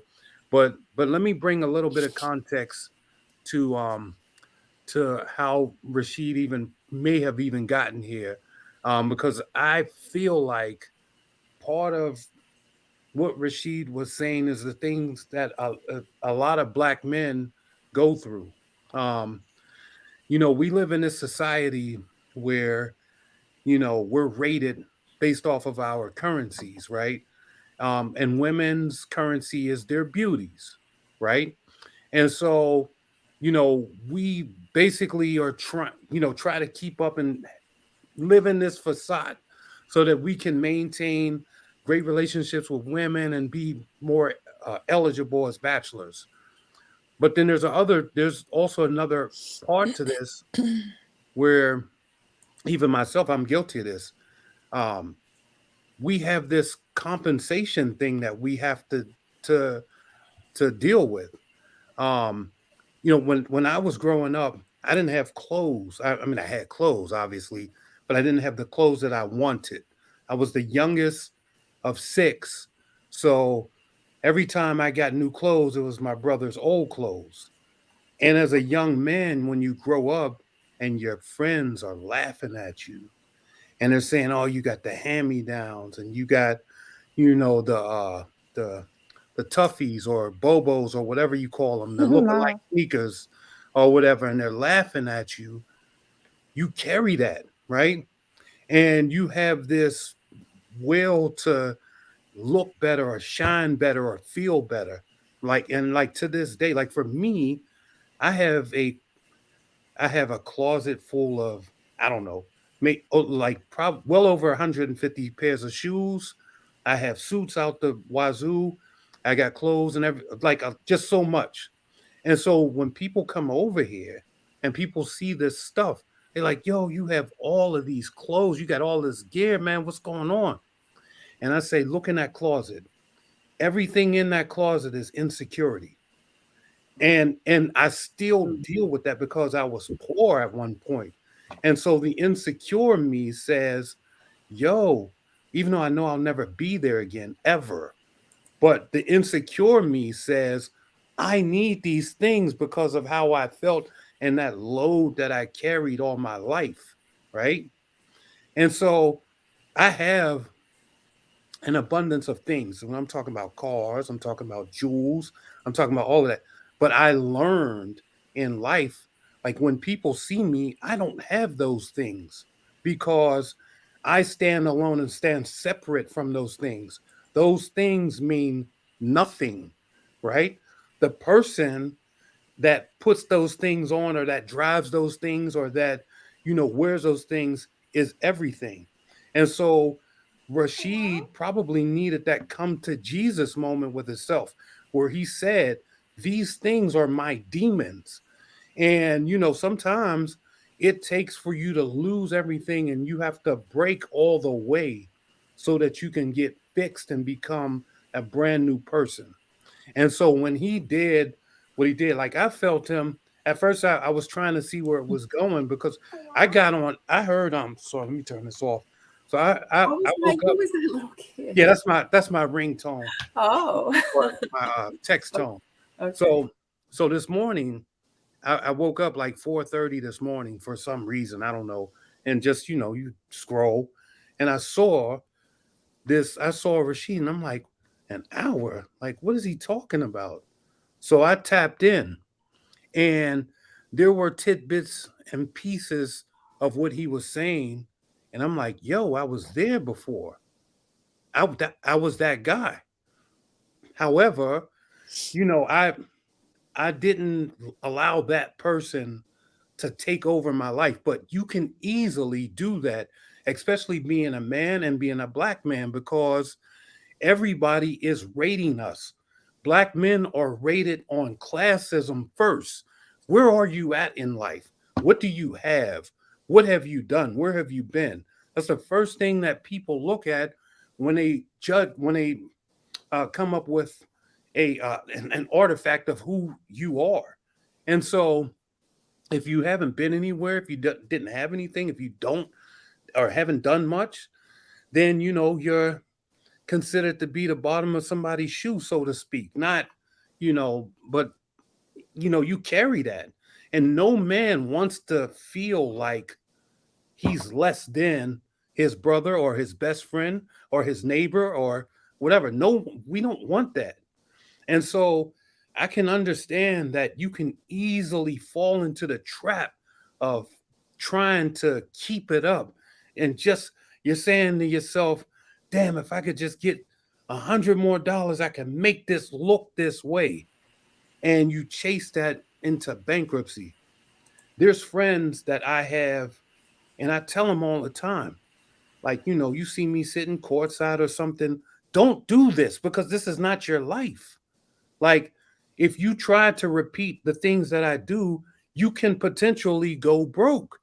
And these are the things where I'm saying it's okay to say, yo, I got to sit this one out. And sometimes we have to learn that as Black men, it's okay to sit it out. It's okay to say, you know what, this is a little bit beyond my league. I mean, I know millionaires. Am I doing what they're doing? No. These dudes are going to the club and they can, or strip club or whatever, they can go and burn 30 grand in a night. I could do that, but then it would hurt me in a different way that it would hurt them. You understand what I'm saying? And I'm not that foolish enough to participate into that. So we have to, kind of learn on ourselves, on our own as men, where we can draw the line at, where we can say, I need to sit it out. And it seems like Rasheed is now in this place where he's saying, not only am I going to sit this one out, but I'm putting everybody on notice so I no longer have to abide by the person that I showed you who I was. He no longer has to do that anymore. And so for him freeing himself, I feel like at the end of the day, if even, with or without Symone, I hope they get back together. I hope they find each other or whatever. But even if he doesn't, he found the most prized possession, which is his self. He found himself here. And that is more valuable than stunning, more valuable than having likes, more valuable than, the lady that he entertained, everything. Having who you are, you have an abundance of riches just by being you. You understand? And now, because he's accepted his circumstances, he can now put himself into that place that he was projecting, because he knows what it takes to get there, right? He knows the work that he has to put in to get there. So ultimately, by laying it out there and saying, yo, I'm done with all of this craziness, he's given himself a chance to do it. And that's one of the things that I respected about that whole thing. I know J-Dub said it was a documentary, which, it kind of was, because it kind of took you into his world. He didn't just come out and say, yo, me and Symone broke up because I effed up the money. He put context to who he was and why. And I respect that. He didn't have to do that. Okay. All right, ladies, clear the room. Ladies, clear the room. Let me get on PO. No, I'm not gonna get on PO. I love it. That made sense, PO. I want to applaud you. I want to applaud you on what you said. Like, even with me, even with my the thing that I do, your thoughts and your introspective vision of like what you got from Rasheed, it took me it put me in another place. Mm-hmm. And it's not about having an echo chamber or agreeing with what everybody's saying. I'm gonna say I agree with everything what you said, with the exception that I don't think it's sincere. I think he is who he is. I believe he told us he's a liar. He's a manipulator. That's what he is. He's a salesman. That's what I believe. But everything you said to me was straight on point. And, especially coming from the male perspective. No doubt. I mean, I totally receive it. I totally get that. And I love when you said the term, he fell into the trap, because that's exactly what it is. The only way I can say that, let's say I'm gonna throw all us in a I guess in a box, or from where the ages and stages that we are, all us, let's say a few years apart in the same group. It's something that we have an advantage of. We come from a different area in a planet that all this social media, these new standards of what a man is, people have chose to subscribe to that. They've fallen into the trap, as you said. But we know a world where all this didn't exist. We know a world where morality and character was way up here before some money. We know that world. We know people, not just men, women, community, families, that people will never have a taste of. So I feel like we have an advantage in this situation. But again, everybody is susceptible to the new world trap. So I totally get what you're saying. I receive it. I feel like I received the word from you, and you came off. I'm gonna call you Dr. P.O. tonight. You came through. I'm glad he said it. I feel like that's what I've been trying to say this whole time, but I think it's got to come from a man. Because so many men go through this, and when it comes to us women, this is the kind of thing where when we talk about emotional intelligence and we say what it is we need from a man. When I was sharing earlier, we see this 10 times over. There's a lot of men caught up in this, and it is because of the society and the societal pressures and what men say. And we see that, and we have been telling y'all, we'll love your dirty jaws regardless. Symone told Rasheed, you an entrepreneur, I know you broke, and he still continued. So it's that energy and the kind of thing why I said that I appreciated what he said, because I feel like a lot of men could free themselves with that, whether they put it on YouTube or not. If you just look in the mirror for 2 seconds, you'll find your story and what he said. And I hope that it is a catalyst for men to do better. And it's not like men do better, but genuinely like free yourselves, because there are plenty of good women out here who genuinely want to love you for who you are. Second grader who ain't in whatever class and all that, to not having this and that. We don't care, because we know together we can make it do what it do, if you're honest. Yeah, and that's what I was going to say, Jamie, before I go, is that I hear what you're saying, PR, and I like that you put it in a black man's perspective, because I am not one, so I cannot speak from that perspective. I can't, fathom it. But there's one thing I can speak from, is a human perspective of being honest with thyself and stuff. And so when you're honest with yourself, you're able to discern who you need to be honest with as well. And if she took that little bit of honesty and she rode with that, that was time for him to sit there and really sit her down and say, okay, you took that a month later, you didn't heckle me for it or whatever. Okay, let me sit and really, really be honest with you about everything that I have and I'm struggling with. You got to be vulnerable with somebody at some point in your life if you really want that change. You can't wait to these moments to try to be vulnerable with a bunch of strangers over the internet. Oh, yeah. Be vulnerable with people that is in your circle that is actually there for you to really help you. I'm saying we group us all together. We as a collective do not care. We like the drama. We like the chaos. We like the mess. But the people that are really in your life, that God has really put in your life, they care. You need to sit down with some of these people first and really come clean with these people and tell them that you're struggling. Stop having so much pride. Sometimes we get in our own way with that pride thing, that ego thing, that we can't sit there and tell people and break down and say, I am struggling. I am hurting. I need help. Help me. We're here with each other on this earth for a reason. Sometimes you got to just break yourself down and say, I don't know what the F I am doing. Help me, please. And sometimes, and let me speak to that. Sometimes as a black man, we carry so much pride, right? We carry so much of what we consider legacy, the the things that that we think we stand for, we put that first. So it's always hard to start a vulnerable conversation. Something has to happen first. And then that's the door that's opened up.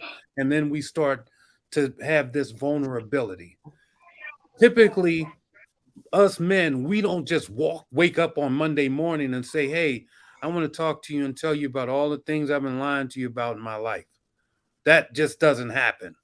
I mean, and if you do hear that, that's a man you should keep and bottle and box Well, up. maybe that's the cycle that we need to break or whatnot, that y'all need to actually find some type of safe space, even if it's one of your closest boys or whatever it is. Y'all have to have somebody in your life that you can sit there and be honest with, like 100%.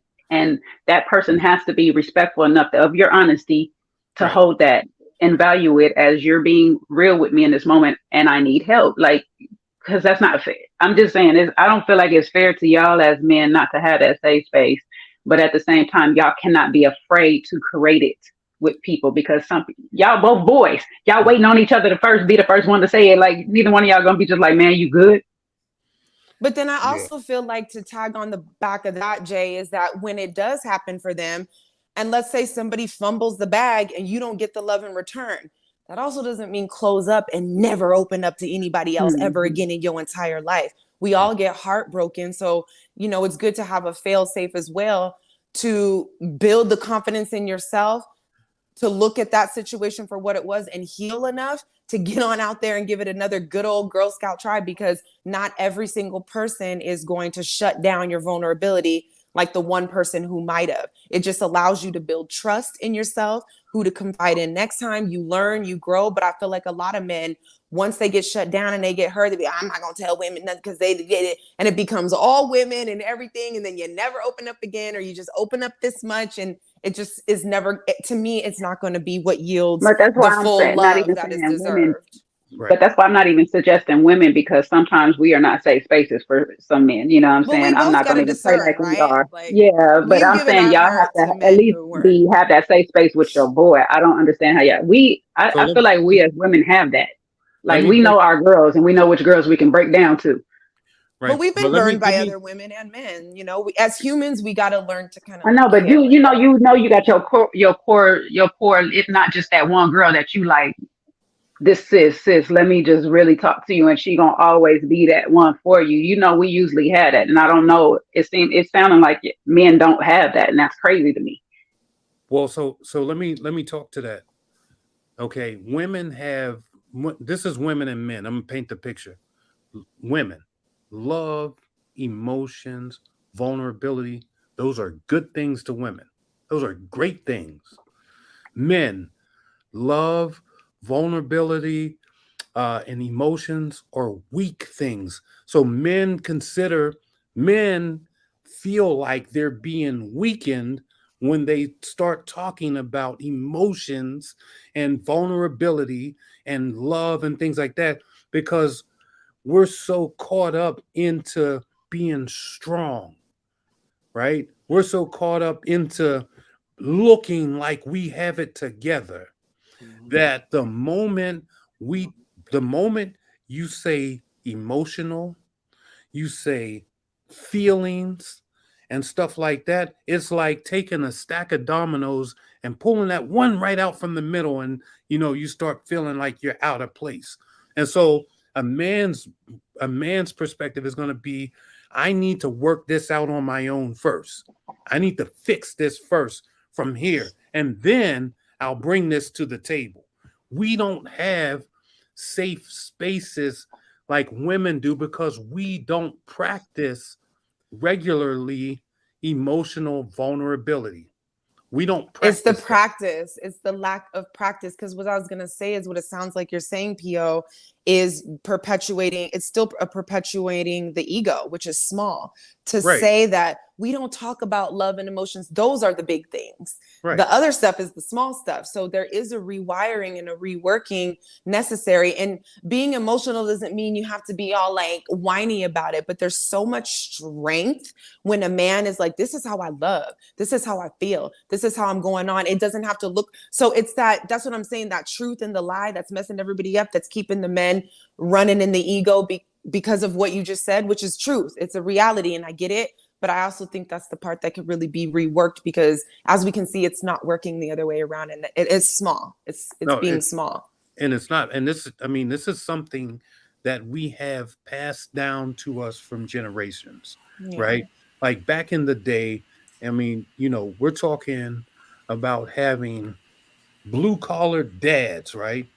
Blue collar dads was, like Rasheed had, blue collar dad is going to come in and be like, boy, knock that off, get up in there, and, you a tough man, you know what I mean? You my little man, you know what I mean? You can't be, breaking down. You can't do this. You can't do that. And that's basically offsetting emotional vulnerability. So we're being taught you're supposed to be strong. You're supposed to fight. But what about love and emotion? I don't worry about that. Which is real strength and real fight. Right. Exactly. But that's the trap that we're in, And if you look at the men just walking around on a day-to-day basis, we're not like a lot of us are not connected emotionally. It takes real practice. It takes real work. This is something that I'm still in therapy, actively working on those vulnerabilities, because I haven't been taught that, this is something that I had to manufacture from within. Do you understand what I'm saying? And so over time, when you say to yourself, wait a minute, what the hell is wrong with me? I should be able to be this way. I should be able to be that way. And that you have to do some fixing, you got to put in the work, but we don't all see that as men. We look at that and look past that like, man, I ain't no sucker. I ain't no sucker for love. I mean, but you are. I mean, yeah, exactly. At the end of the day.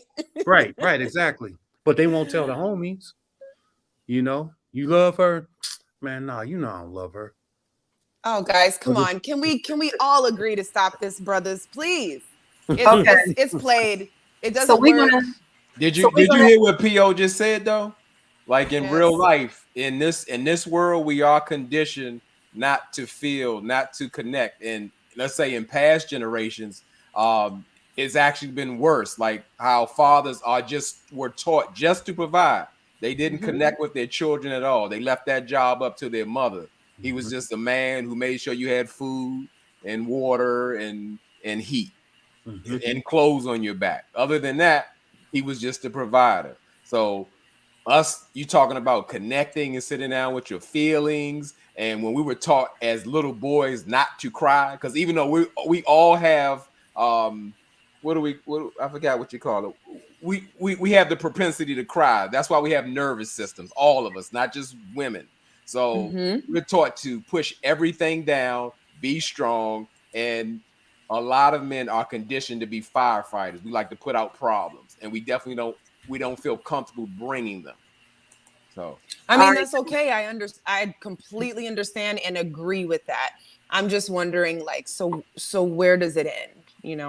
When will it end? And how can we continue to have these conversations so we can be part of the ending in that? Because you're right, it's the conditioning. So I'm not arguing that. The cycle has to be broken. Yeah. And it has to start with the people who actually realize it and say, you know what, it's time to make changes. And a pattern has to be created. All right, guys.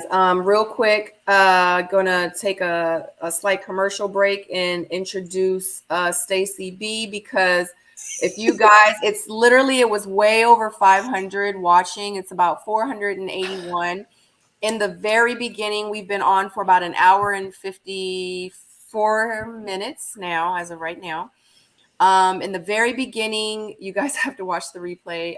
J-Dub wanted justice, and it was a whole bunch of people that were in the chat with hashtag justice for Itch J Dub because of an issue that J Dub discussed in the beginning. We're not going to talk. I'm going to let J Dub talk, but he summoned Stacy B. And I had to send Stacy a message.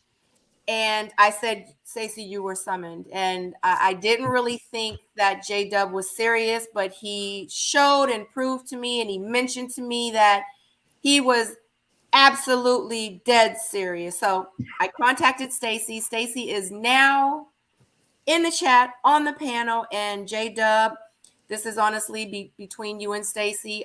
Stacy, can you hear me? I'm here. Hey, everybody. Hey, girl. What's up, Trace? All right. So before I go any further, I'm going to introduce Stacy and J Dub. And Stacy, this is your platform. And go. Oh, this is J Dub's. I hope you can see J Dub, Stacy. I can see him, but I'm trying to hear what he wants with me. He's about to tell you. You just have to watch him. Stacy B, I called you to the platform because I'm seeking a full-throated apology on the way you attacked me on my opinion from the beginning with Rashid and Symone situation. I explained myself thoroughly. You were in lead of the attack on me. I have the support of the people, and I just need to hear from you. I just need to hear from you. Where are we with this? Well, I'm not about to give you a full throat nothing. I think you got a ring on your finger for that one.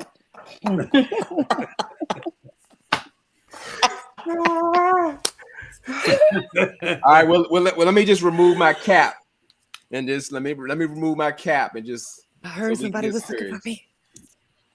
So, you know what? That's what I say. You can't. You know, sometimes you can't expect people to do the right thing. This is all cap. And right now, I saw what Stacy B is doing is like Rasheed said, it's cap. So you know, if she don't want to give it to me, I can't take it from her. I can't force it from her. Okay. Right is right. Wrong is wrong. Ma'am, I'm still talking. Since you're one of those needy men, excuse me, ma'am. I'm gonna interrupt you. I'm gonna do what I do best. No, let me interrupt you. That's an issue. That's the issue. I know it seems normal, and guess what? You know, I know it seems normal, but it's disrespectful to interrupt people. Now, if you're good with that, you can live with that. That's fine. But to be in spaces where you're comfortable in interrupting people and being disrespectful, we got a bigger issue. So I'm done. You got it. The floor is yours. So after all of this talk of what PO had to say, and excuse me, because y'all saw I came in on the end. So you're going to disrespect manhood and sit here and be needy and be crying for what? A little apology just for some attention? Is that what you're looking for? Let me know. Because you want to talk about disrespect. You disrespecting the hood, the manhood right now. I don't owe you anything. I listened to you. And you re-interrupted me. So let's talk about that disrespect. You cannot lay out a series of questions and act like someone cannot, interject a little bit. That is not disrespectful. Second of all, remind me of what was so deep-throated so that I can respond properly.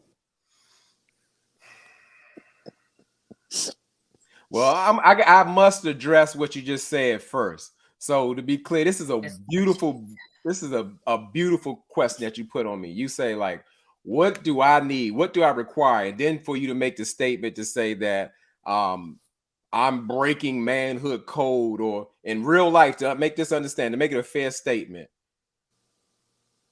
Women cannot decide what is manhood. You don't know what it is to be a man. So you are not in position to correct me in what manhood or my display of manhood, about me being needy and all of that kind of stuff. All that kind of stuff is negative. We can't do nothing with that. That's got to stop. It's got to. You can carry on with it, but I'm gonna leave it alone. no, I don't really care to go over it. You know, I can see the disposition, and it's fine, and it's okay. I don't need anything. I'm good. You know, I'm good.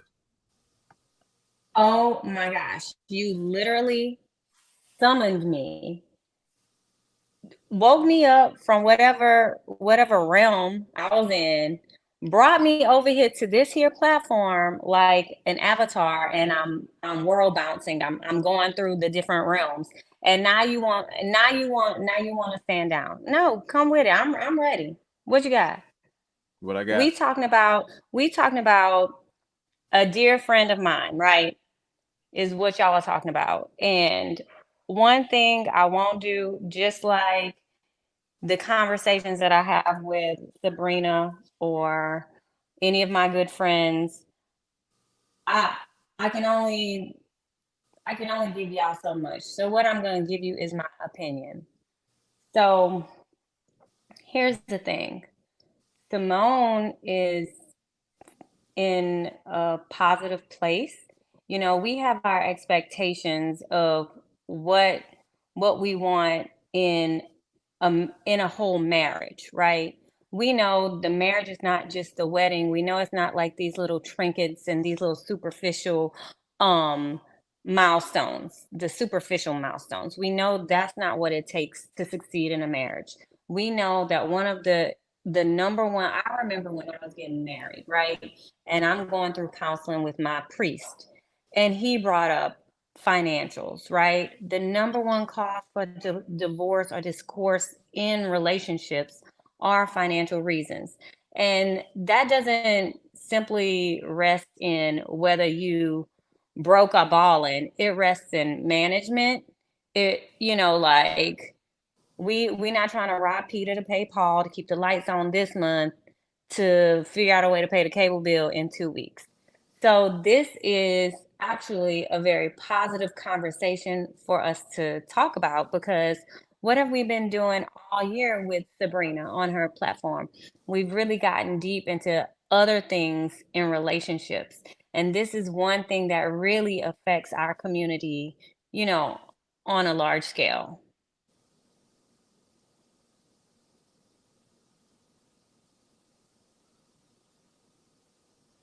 Thank you for your Period. word. What's next, Sabrina?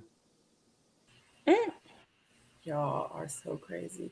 Thank you, Stacy B. I am so sorry that I got you out of your sleep. Out of the realms.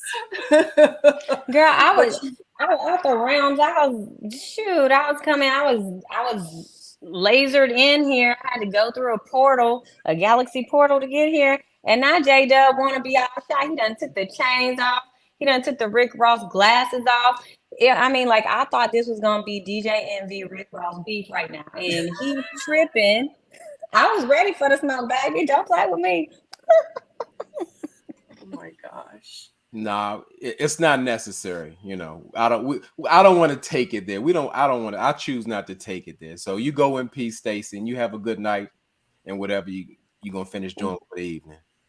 Wait, and can I just say this, since you think that I can't speak on manhood, which I was just playing with you, talking about you was being needy because you was over here begging me, Casey and JoJo beg, please give me an apology, please. You was begging, but I'm gonna let you go on apology because you ain't about to get one from me today. However, I do think, you know, what I had a problem with what Rasheed was discussing is that he kept referring to himself, like as a narcissist and things like that. And I think that part of healing is also forgiving yourself for certain things that are habits or qualities you may have displayed. And the only problem that I have with his moment of truth is that I want him to forgive himself for the discretions that he discussed so that he can fully heal and move on.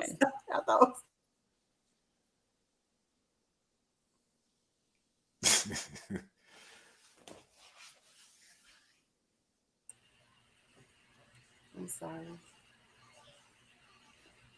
All right, guys. Yeah. J-Dub, do you feel like you have gotten your justice? Yeah, I have the support of my people. That's all I need. Okay. That's all I need. I can't ask for no more. Okay. You know. All right. All right. All right, Stacy, if you want to leave, you can leave. I'm so sorry, but thank you so much for coming up. I appreciate you so much. I love you. Thank you. Oh, love y'all too. See y'all later. All right, yeah, we about to head out anyway. All right, Bye. guys. So see you later. Okay, so someone in the comment had made a comment about going 50-50. How do y'all feel about a woman and a man going 50-50? Oh, P.O., you're on mute. All right, my bad. It's I okay. feel like there's no such thing as 50-50. It doesn't exist in any relationship, and it can't. Sometimes it might be 70-20. I mean 70-30, you know, and then it might flip to 100%. And then it could be, 90-10. It like you do what's necessary in the moment. Like if you with somebody and that's your person, you're not doing something for just any old body. You're doing it for somebody that you love, that you're with, that you're building a life with. So 50-50 can't exist unless you put limitations on your love. So there's that. I like that. How do y'all feel? I'll piggyback off Dr. P.O. Like I said, he's on fire, and absolutely you can't disagree with that. When let's call it true partnership, there is no percentages to bank on. Sometimes one person is stronger in the area than others, so you can't say, "Well, I did this, so I covered this much amount," or no, we're in this together for the unit, for us. So whatever it takes to be done to make us work, to make us moving forward and successful, that's what you're supposed to do. Not, because we can't go on by, like, let's call it, we can, but when people speak on having a traditional relationship, a lot of those ways or formulas have died out. It's a new life. It's a new way we're moving and pivoting in society. We got a lot more going on. So it's not like it used to be. So yeah, you say, yeah, the man needs to be the provider. Like, you want a man to be a sole provider. Y'all got a 6,000 square foot house, 4 cars, 2 kids in college. The cable bill is $300. Okay, it's different now. We got different goals, and whatever that is, whatever works. And that doesn't mean just financially. It just means in any sense of the formal fashion. If someone has more emotional intelligence or gives grace, vice versa, it's no 50-50 if you really winning. Yeah. I get what both of y'all are saying, and I agree. I guess I want to be provided for financially. I don't really want a guy to be asking me for half of the mortgage. Does that mean I'm not going to be a good team member? No, but that's my desire, because where my strengths lie is in other places that I kind of feel like if we have a child and this and that, not to say that the dad can't raise and this and that, but the way I love on a home and a meal and the kids and what I'm willing to do in a certain capacity, I would rather do that, and I'm happier doing that. Can I and do I make money? Yeah, that goes without being said, because I'm grown and I'm single and I live nicely and I eat well and I travel and I do all this for me. So this is not about not making money or not having money or not contributing. Even when I was engaged before, there was times where I held my own, he held his own. There was times where, he showed me some new things, I showed him some new things. Regardless, we always had what we needed. So I'm cool for the teamwork, but just coming on out the gate 50-50, where you handed me light bills and the light bill's $80 and you asked me for $40, I don't like that energy. I don't like that. I don't want to think about the house bills. Now, if we're in a situation and there's this and that and then cool, but I hold it down in so many other ways. Not only that, in my history of dating, when I've had serious relationships, they've always been able to increase their income from being with a woman like me. So I play my part in different ways. But to be like, the mortgage, $4,500, you got your 21, I'm sorry. Like, I'm not, but it doesn't mean I'm not going to contribute as a team member. So I guess it's to each their own, blah, blah, blah. But I just love the feeling of my man handling things in a certain way. And I'm going to be right there to handle things in a certain way myself as well. It just might look a little different. But of course, we'll never be asked out. But I don't want to do the whole roommate thing. It just doesn't make me feel sexy, if you will. You know what? I feel being you. Honest. I don't know. I'm being honest. Sexy. I'm not the girl who needs to go get the doctorate and the bachelor and prove this and do that. I'm not. But I got other skills that I'm. Right. That's just me. I mean, I respect it all, though. I feel like this though, and I mean I get your point, because at the end of the day, if you know exactly what you want, you should have exactly what you want. You should not have less than what you want. And so if you like, yo, this is my style, this is the type of lifestyle that I want for myself, can you do this? Now, if somebody say, yeah, then you expect for them to do it. But if they say, yeah, but every once in a while, I'm gonna need that other half on the on these mortgages. You know what I'm saying? Yeah, I mean, you walk away from that. But I feel like it's still a 50-50 thing, because I'll look at it this way. If I'm paying for the mortgage, if I'm paying for the house and all of that stuff, then you should be in the house taking care of what I paid for, right? Gladly and exceedingly and abundantly. Right. So with pleasure. Right. But then at the same time, so that is still, it could be, 80-20, because, hey, if you're sick, and that, what, you're supposed to just leave the dirt on the floor? You're like, well, I'm gonna wait till you get unsick so you can get that dirt up. You see what I'm saying? Or if there was a circumstance where you're married or you're with somebody and, they're in the hospital or whatever, and they're getting their whatever money that's coming through, I mean, you want to make sure that the roof has something, it doesn't vanish, right? I'm like, okay, I see what it is. All right. So, that might be your 20 and it might be his 80. Who knows? But it can never be 50-50. Like, I can tell you this. Yeah, can I pay bills? Absolutely. That's easy. That's the easy part. Great. So there's certain stuff that I just won't, that I'm not willing to do. Like how you said, you're not willing to go to 50-50. Like there's certain You see things. this one right here? What that one? What does she say? The mortgage talk dries up the well. Just I don't even want to. It's dust now. Mm-hmm. No, but I get what you're saying, P.O., and I completely agree. I get energetically, but I don't know, Sabrina, when you posed the question, I was just thinking that 50-50 roommate, here the mortgage, here's the bills, we splitting. And I was kind of speaking to that. But as far as showing up as a partner, I am more than happy to do it all. I'm not going to let nothing drop, because that's what type of woman I am. I'm just being very forthright about what works for me and what I like and what I desire and what keeps me happy. Happy. Hey, you got to do what you got to do. Yeah. You do what you got to do. Like I said, end of the day, what makes the house work is what makes the house work. Yeah. So, I mean, I don't think that, like, I think maybe back in the days that 50-50 talk was what it was. It was cool. And I think that's what people had to do. Especially when you're talking about, I think in the 2000s, maybe the late 90s and the early 2000s, I think black men were starting to get chances out here.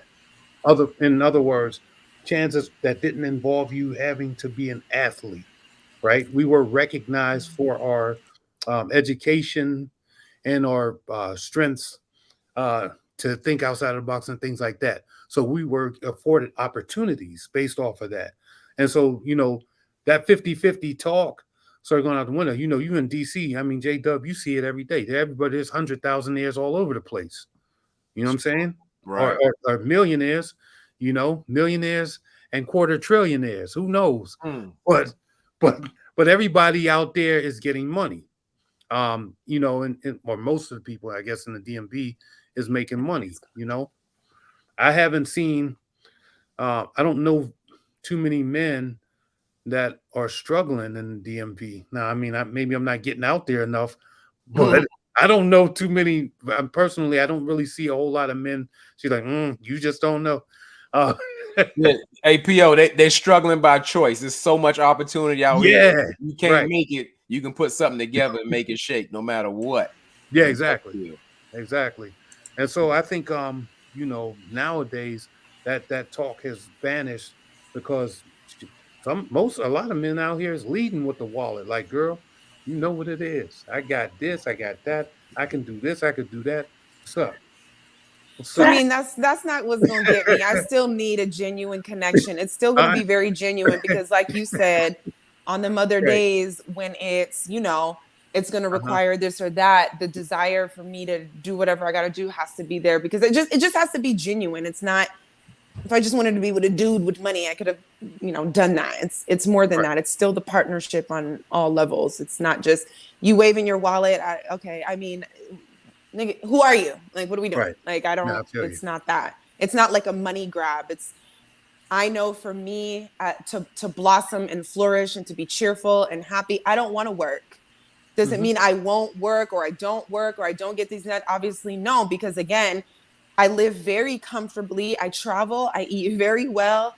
I have everything I need and I provide all that for myself. So it's not about just being, but that's what makes me, and me being in that space is going to provide things that's going to put him in a space where he's going to want to be with me and we're going to be good.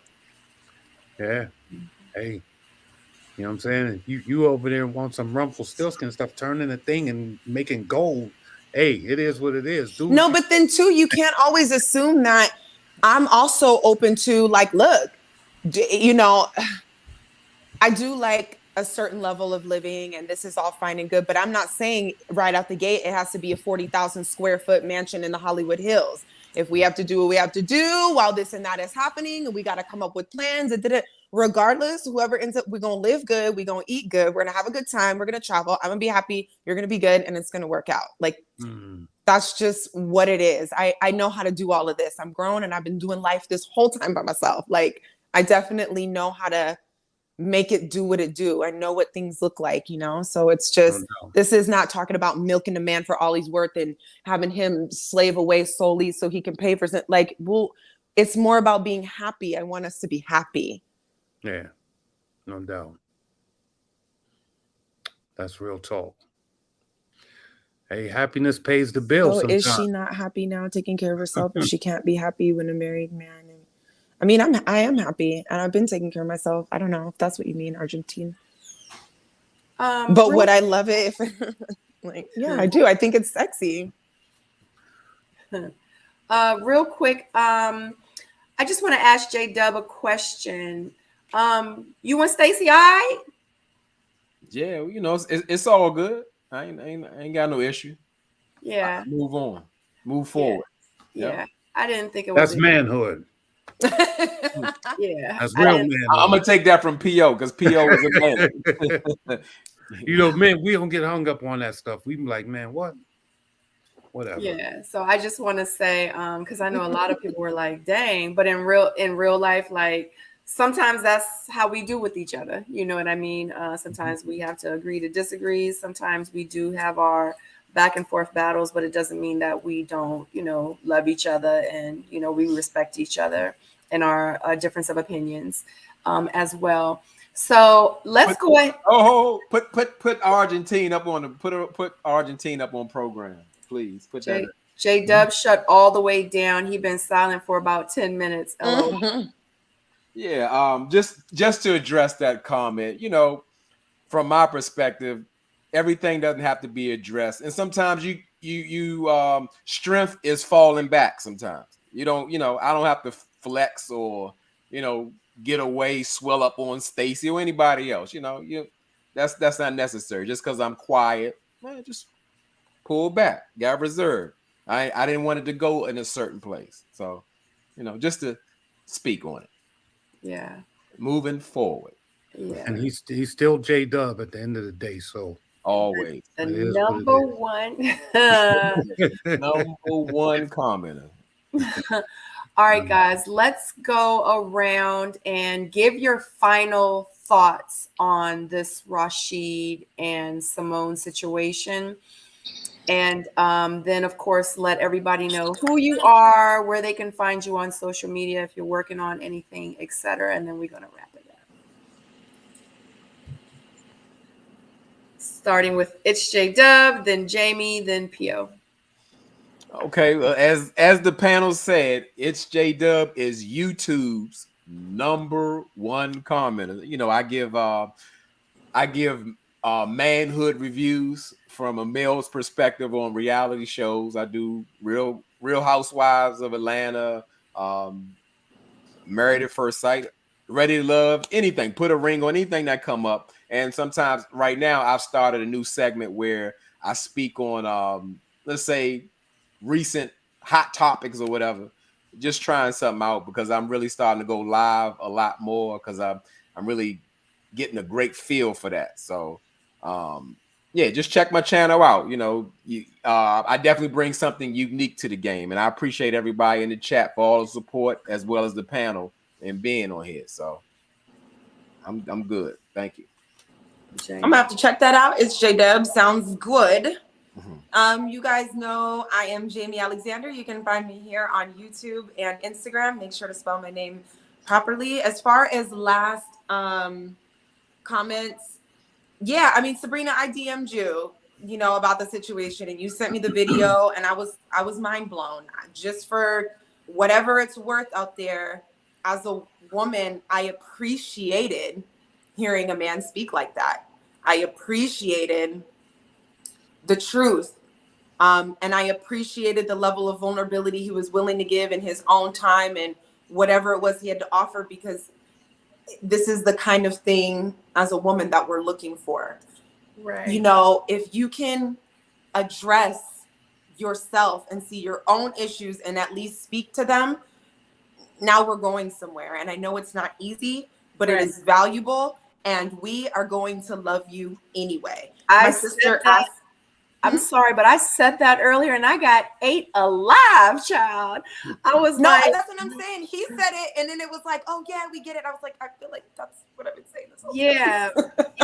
Yeah. And then they were going on, and that's kind of like what y'all were saying. But yes, I mean, I'm sorry to interrupt, but that's exactly what I was saying. I was like, the man that was on that screen, the man that seemed, I don't know if he was, that seemed vulnerable. He seemed like he was being transparent. He seemed like he was like, like, this is me, raw, butt naked. Here I am, like flaws and all. I said, that's the man that I want. That's the man that I'm looking for. People are like, you want a man like him? You want a man? I'm just like, y'all are so thinking so small. Like, y'all are looking at the bigger picture. I'm not saying I want his $250,000 debt. I'm not saying that. I need you to see yourself. Get it. Right. Stop fronting with me, because we can see you. Women can see you. Stop fronting with me. Right. We can see you. When you stop fronting with yourself, you'll stop fronting with me. And now we can actually get somewhere. Yeah. But without that, it just makes it really hard. And P.O. spoke to it very well too. It's just with the ego and all of this thing, we can't, the ego is this big and your soul is massive. We want to love your soul. We want to connect with your soul. There's so many women out here fighting for the truth of themselves, and we are going to therapy, and we got our sister circles, and we go hard. I know too many women that got too hard on growing, that I feel like so many good men could be paired up with, and we're waiting for you. We want you. We want your rawness. We want your realness, but don't be blind to your stuff. We can't do nothing with it. And it's very annoying, with all due respect. Like, and we know why it's happening. And this is why I'm commending him for doing something that is hard, because I don't know how many times I've ever heard a man sit and just lay it out. And it made sense. If I met him, I would know how to talk to him. I know exactly how to, so that was my thoughts. I appreciated it. It was very valuable. It was refreshing and a little bit of a relief for a woman. Like you said, Sabrina, not the debt, the this or that, but just the, and yeah, I don't know what's going to happen with them. And I would say it's none of my business, but we'll probably see it up on here anyway. So that's it, you guys. I am actually, a life coach, and I actually have men that, and I love it because we get to have these conversations on different levels, and it's so magical to help walk men out of the darkness of their ego. And it's actually a lot of fun, and it's done with love, and it's amazing. You guys are amazing. And hey J Brad, yes. So yeah, and that's it. So you can find my work at sassymethod.com. I know sassy doesn't really speak to men, but that's not the point. The acronym is very, it's a human thing. It's a life thing. So yeah, get into it. Yeah. I'm done. I just wanted to say, to my brother and for my brother Rasheed, it takes a lot. Sometimes, we get small pressure, you know what I mean? But one thing that I do want to know, or that I do want to say, is this: when we go through this type of pressure, anything that has to go through that type of pressure results in something beautiful, right? So if you look at diamonds aren't created because they just are there, but it's pressure that comes together and it creates something magnificent, right? And so this pressure, this release of this pressure is going to bring a magnificent man out of this situation. Not only through his words himself, but just the fact that there's other people that will hear this. There's other men that will be inspired and should be inspired if you're living that life to release. Like, sometimes we have such a problem as men that we want to hold on to it. We want to fight tooth and nail to win that vote, to win that like, to win that look, that, hey, you the man. We looking for that title. And you just saw a man say, you know what? I'm turning in all my titles and I'm trading that in for my own name. He did that. And I respect him for that. Hopefully, whatever actions he has to take to get back to who he is, to be the person that he's supposed to be, hopefully that happens. And I'm praying that, he and his fiance or Simone, they work in between these lines and get it figured out. Like, I really think that they're great together. They seem to be a really, really, really good couple. Like, I was around them, the energy was there. So I just hope that they can fix whatever it is. But more importantly, I hope that he can fix himself first. Yes. But that's it for me. You know what it is. 100 sightings on IG. Boom. The juggernaut. Well, honey, you done made them all in love with you again tonight. I see all these comments. Honey, they like PO delivering. PO the mailman. PO got the mail. PO. I see all of that. They want us to chat PO and with the everything. blue shirt. I swear I was all in the comments. I was like, he definitely got on the blue shirt. All right, guys. Shout out to you guys. You are the real MVP. You guys on the panel, you guys in the chat. We got well over 500 watching. Thank you so much. You could have been anywhere in the world, but you guys were here tonight. I had Auntie's Advice show up in the chat. Shout out to Auntie's Advice. She has her own channel. Shout out to J Dub for bringing her over because she was over here for It's J Dub. He did mention on his video that he just did earlier today. Was it? It's J Dub. That was on Father's Day. What was that? It was Father's Sunday. Day. So definitely check out that It's Hot Topic because he does discuss the Rashid and Symone situation.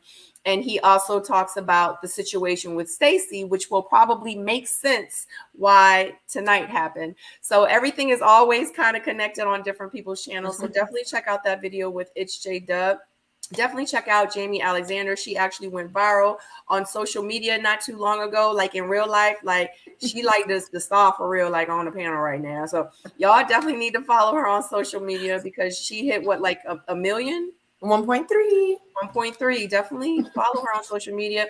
Shout out to PO. PO ain't been around in a minute, but tonight he popped up and he showed up with some gems and some jewels and some. He was spitting tonight. He was J Dub. Give PO your chains and your jacket and your sunshades, please. Okay, he was spitting tonight. Give him the E-Chains and the chain. Yes. Give him to him. Give him to him. Oh yeah, he definitely deserved. He showed up and showed out 100%. Yes, he did. And shout out to actually Aubrey, and shout out to actually Aubrey has their own YouTube channel, and Jeremy Speaks TV. Shout out to Jeremy. Jeremy has been lately he just been real quiet on social media, so it was good to definitely have him in the chat. He always lightens it up. But other than that, I appreciate y'all so much. We're going to wrap this whole Rasheed and Symone situation up on my channel. I'm actually done talking about them. And like I said, I really hope if you go back and watch the live that I did earlier today, you can go back and watch that. You'll hear some of my story and what I went through. And it was bad. It was bad. I got a lot of prayers sent to me from the story that I told. But we're going to keep praying for Rasheed and Symone.